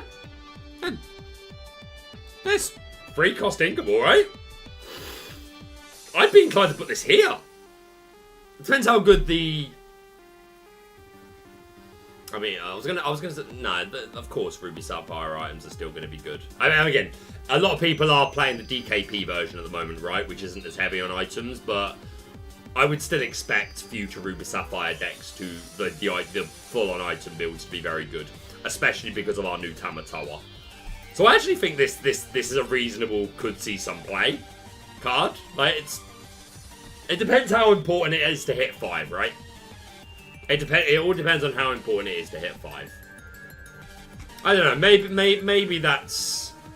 Maybe it's more the fun version of the Ruby Sapphire deck. The one that's playing, like, Maurice's Workshop and the Floodborn Bell and stuff. But I think with the right meta turnout, this could be something that ends up being necessary. Again, as soon as it becomes super important to hit 5, it's definitely here. At the moment, it's probably here. It's probably right. That's probably about right. There's a certain bell that hasn't been discussed yet. You are correct. You are correct. Where is said bell? Where is said bell? Where do she be? That's the Jasmine that we looked at earlier. Where is she, man? Where is she? Surely she's on here. There's the Floodborn one that we've already looked at. I want my baby bell, baby bell, baby bell, baby bell, baby bell. I want my baby bell, baby bell, baby bell, baby bell. Can't find her, dude. Can't find her, dude. Why is she not in here, bro? Maybe this... She was one of the last cards revealed, right? She may have actually been the very last card revealed. So maybe this was made preemptively. Are there any other cards from set 7 that anyone has noticed might be missing here? There's a couple of cards missing. There's also a Sapphire Song that puts 2... The one that ramps you. I thought that one was on here. So yeah, it turns out there are a couple of cards missing from here, guys, unfortunately. I can't add manually to this because I didn't make it, but that bell is meta-defining, 100%. It's blue steel. I don't know how we got this many duplicates for Mid-Mountain. I don't know if I did something wrong or if it was like this at the beginning. I'm not sure, but never mind. We're near the end now. We've looked at nearly every single one of these. There's only a couple that we haven't. The bell is meta-defining. Let's say the line, Bard.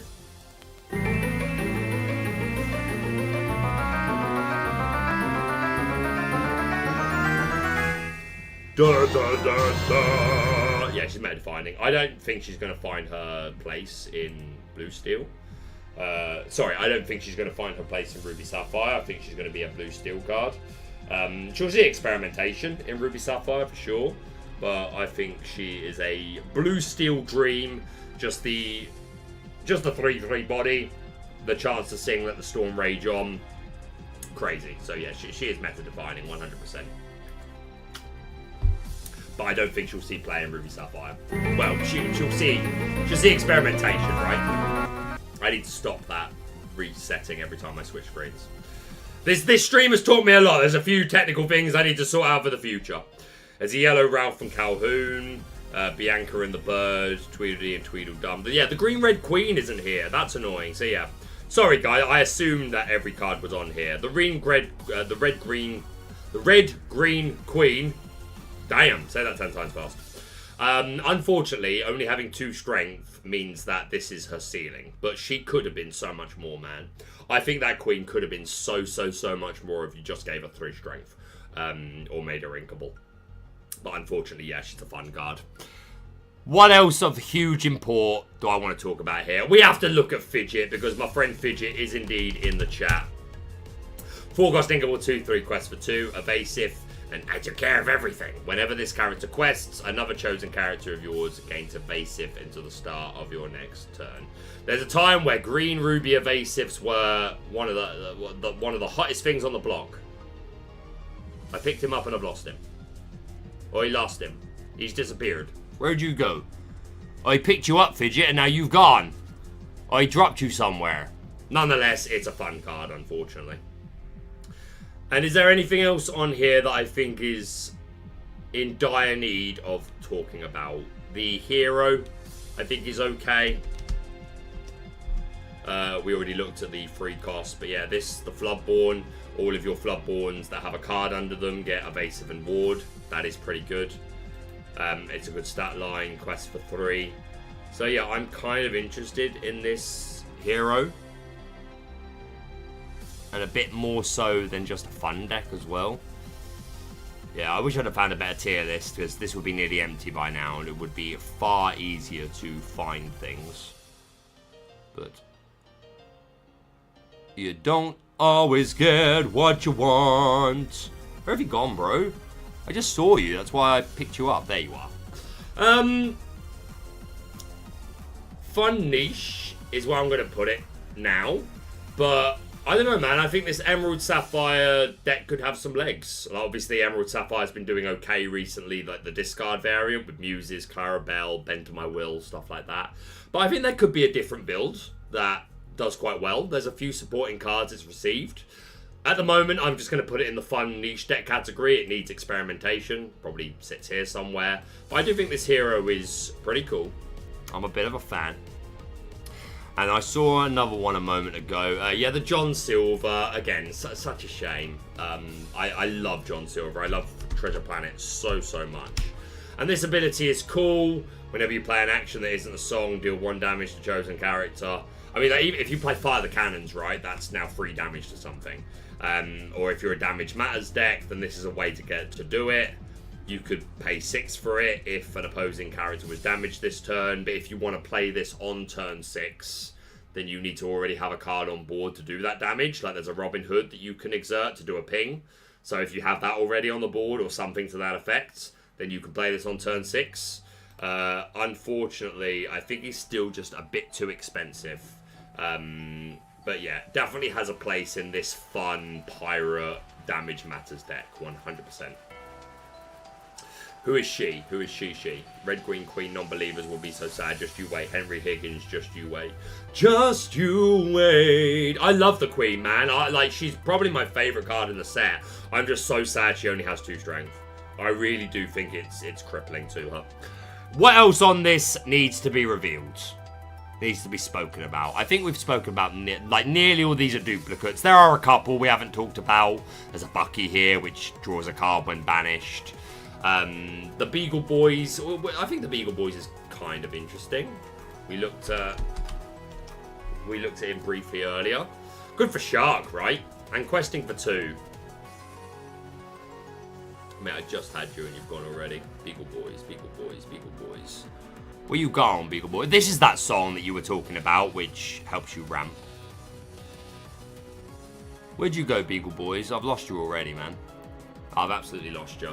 What's this song called? The ramp one in Sapphire? Cards, Sapphire. It's a song as well. Song. All is found. Put 2 cards from your discard into your inkwell face down and exerted. I think this is pretty good. I do. But you can sing it as well. It's a nice... Yeah, I think All Is Found is pretty good, you know. I'm going to put it in could see some play. Like, quite high up in could see some play. It could end up being here. I think the ramp effect is strong. Of course, you need the cards to be in your discard.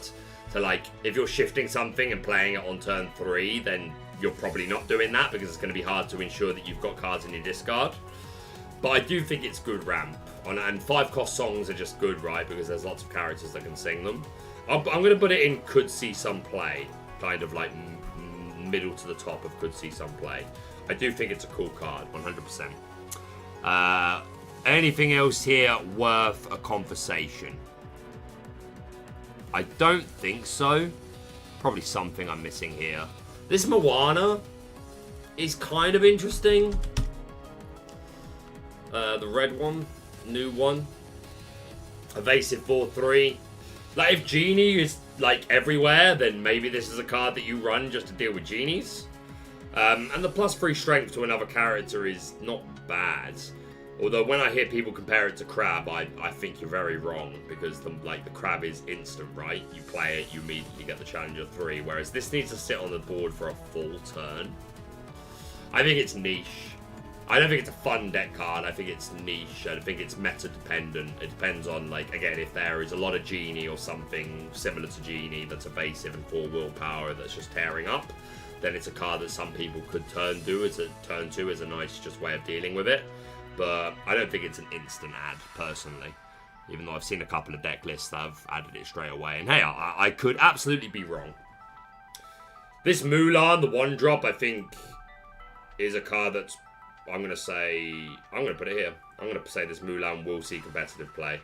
Because there are, if you're Ruby Steel, you've got a great shift target. And if you're just Ruby, then you've got the Elite Archer. So there are great shift targets for this Mulan, and even if you don't need shift targets, this ability, when you play it to filter through, draw a card, discard a card, is good. We've seen decks in the past run Simba without the Floodborn, just for that filter effect. And this, having 2 strength, is big. I think this Mulan is really, really, really, really good. Thank you, Cole Williams, for subscribing to the channel. Much appreciated. We appreciate you, sir. So yeah, I think this Mulan is going straight in the we'll see competitive play column. Anything else here that I've missed that I think is... Well, there's the Beagle Boys that we were talking about. I'm going to put it in fun. Fun Rush deck. Works with Shark, of course, so could be better than fun. It could be a tier up, realistically. And I think those are all the cards I want to talk about. Razul. It's pretty interesting. Razul, new card. Yeah, when you play this character, if you have a character named Jafar, you can banish an item. If we ever get a 1-cost Jafar, then this Razul ends up being a... I see it and then I lose it straight away.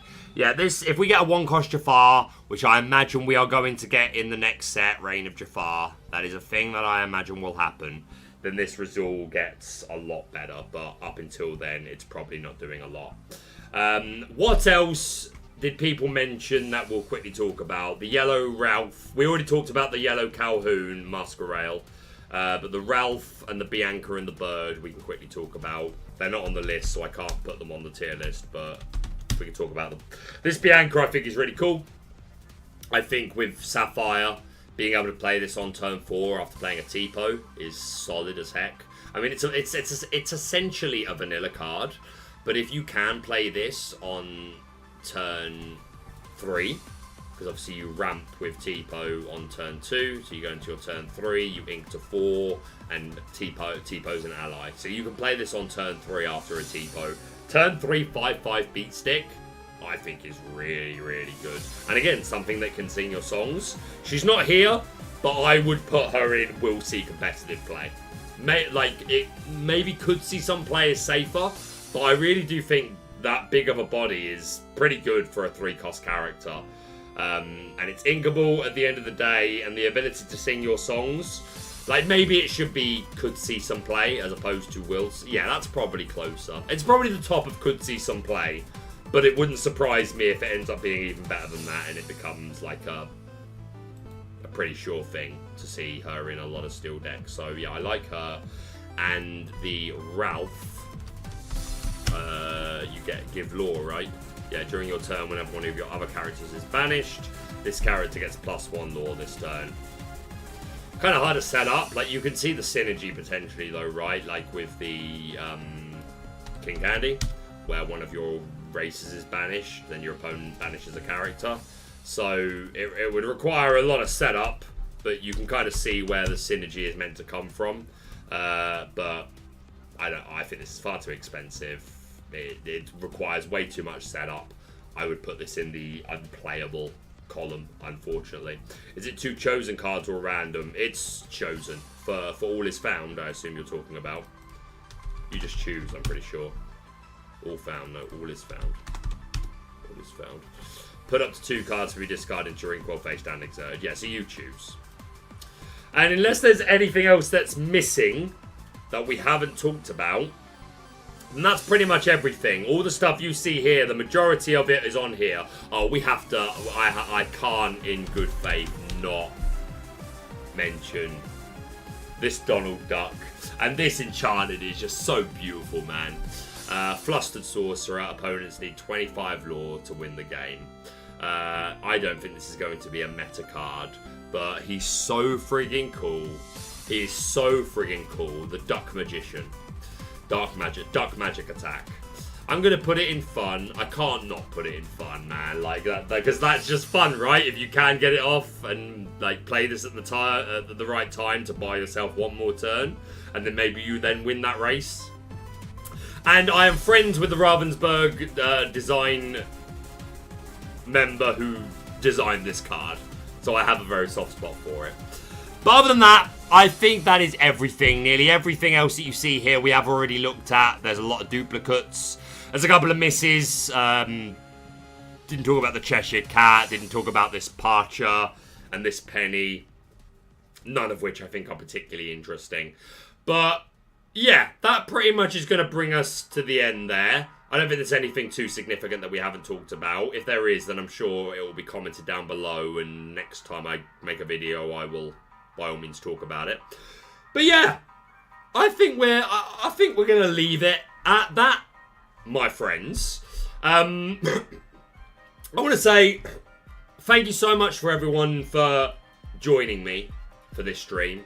It's very needed. I don't like to talk about how to put this. Turn off the music because it's definitely not in theme. I don't like to moan too much in my content. Partly because I know that generally speaking, when you're seeking out content, you're looking for distractions, you're looking to boost your mood or to relax yourself or whatever it is.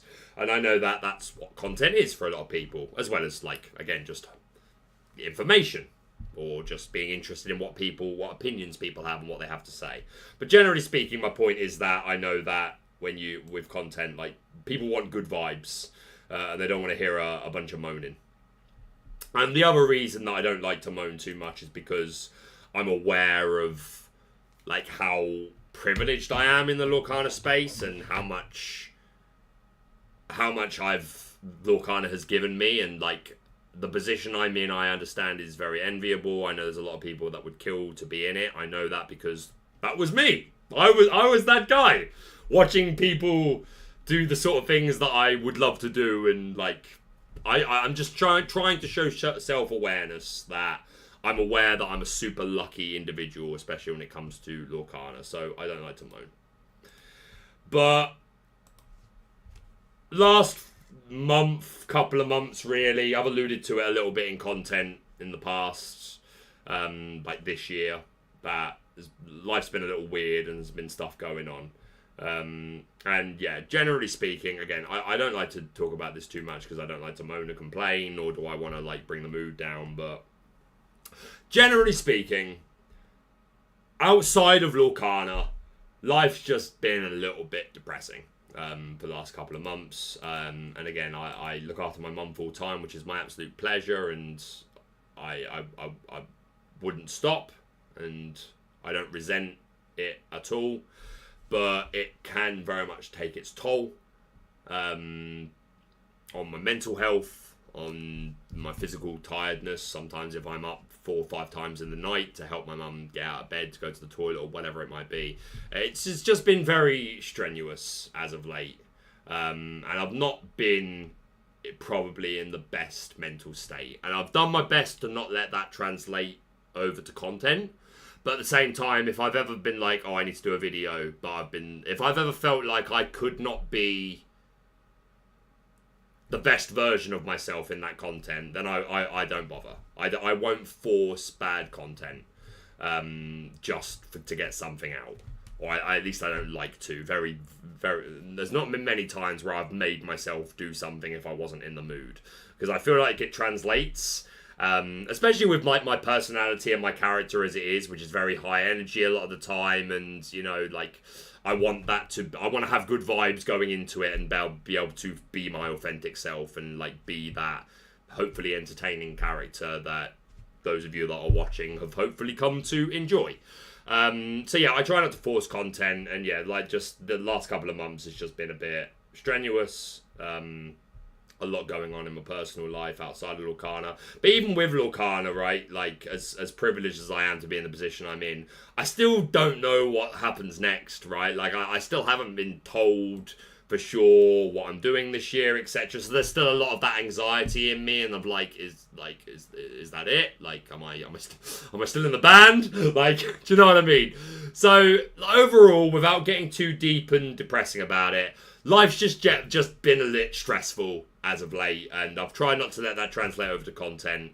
And I thought this might be a nice way to interact with the community, because that's I love the way I do content, but the only bad thing about it is that I don't often actually get to interact live with the community. Because obviously I'm doing videos and then responding to comments made in post, and even when doing DLC live streams, we can't see the chat, or we're not paying any attention to it. So this was just a nice opportunity for me to interact with the community live, get through some more card reviews that I still hadn't done, and again, I haven't done tier lists in a while, and people seem to enjoy tier lists, so I thought, why not? Love you too, Dan. All the love, buddy. Most good vibes person I watch. I try to. You're a good guy. Thank you, Mari. Mary Zilla. Part of what makes a content creator entertaining is knowing they are human too, with their ups and downs. Absolutely, don't be sorry. I agree completely. And hey, I'm not sorry. I'm just like saying, hey, just so you know, I'm not trying to get the mood down or anything. I've just been in a bit of a bad place recently, and the point I'm trying to build to, very long-windedly, is basically this was nice. This was fun. This was nice to do. I don't do streams very often again because like sometimes I'm too busy with my mum, and for a variety of other reasons to do with anxiety and all sorts of stuff. But this was fun to do. I'm glad that I did it. And to everyone that's come out to watch, thank you so much for being here. I'm really, really appreciative of it. And yeah, like I'm not going to say daily streams from now on, because realistically that's not going to happen. But we've done this one now, so maybe it's become something like, okay, maybe we do one in a couple of weeks, and then maybe we do one a week after that, and maybe it can start to become a bit of a more regular thing. But that being the case, that's pretty much everything. Again, a shout out to, this was the old lair that you have come to know, and we have now updated, and this is our brand new lair. We have Diablo sitting on the perch, and we have indeed, of course, taken the good old Hexwell crown. Only half of it at the moment, but I will get the other half and rule all of Lorcana one day. And you see the wallpaper as well, the snakes. So we're very much updating the lair to match the narrative of Lorcana, and that's kind of my idea as time goes on, that the lair will update to represent whatever's going on in the Lorcana narrative at the time. But yeah, we're going to leave it there. My next video we'll do a tier list for all of the Enchanted. Probably won't be a long video, maybe 15-20 minutes, just appreciating the art and choosing my favourites. And someone has made me promise that when we do it, when we review the Ratigan Enchanted, that I will sing the entirety of the World's Greatest Criminal Mind. So if you see videos saying Enchanted tier list, and you like a sing song, make sure you check that video out, because I have promised that I will do so. Just remember that it's okay to look after yourself. Care of burnout is real. I've seen it firsthand with my brother looking after myself, but you're awesome. Keep being you. Thank you very much. I'm doing my best to make sure that I'm looking after my own mental health, and yeah, we do what we can. But that is basically going to be it from me for now. I really want a fancy outro video where the song, the Rise of the Floodborn song that I use, plays and my members' names come up, but I haven't got that organised at the moment. Hopefully for the next stream I will be better prepared from a technical standpoint, but still, this was super fun. Thank you to everyone that's come on by. Thank you to everyone that's subscribed and hit the like button. If you haven't hit the like button, please do so for me on your way out. Typically, Jafar is obviously the most beautiful one. He is. Like, obviously, I went mad for Ratigan, but that Jafar is just absolutely out of this world. Is there anyone streaming Lorcana on YouTube or Twitch at the moment that I could send this love over to? Is there any love that we could share? Is that a thing? Is there love? Love is in the air. Filters. Anyone live? Live Lorcana. Anyone playing live Lorcana? Someone's doing a box break, but that's not really live Lorcana. What about Twitch? Is anyone streaming on Twitch right now that I know? That I call friend? Lorcana. Nope, it doesn't look like it. I have timed it wrong. Never mind. Never mind, sorry. Maybe in the future we will be able to raid someone. Alright guys, we're going to leave it there for now. Thank you so much for watching. If you're brand new to the channel, please subscribe for all things Lorcana. Hit that like button to show support. And we'll see you soon.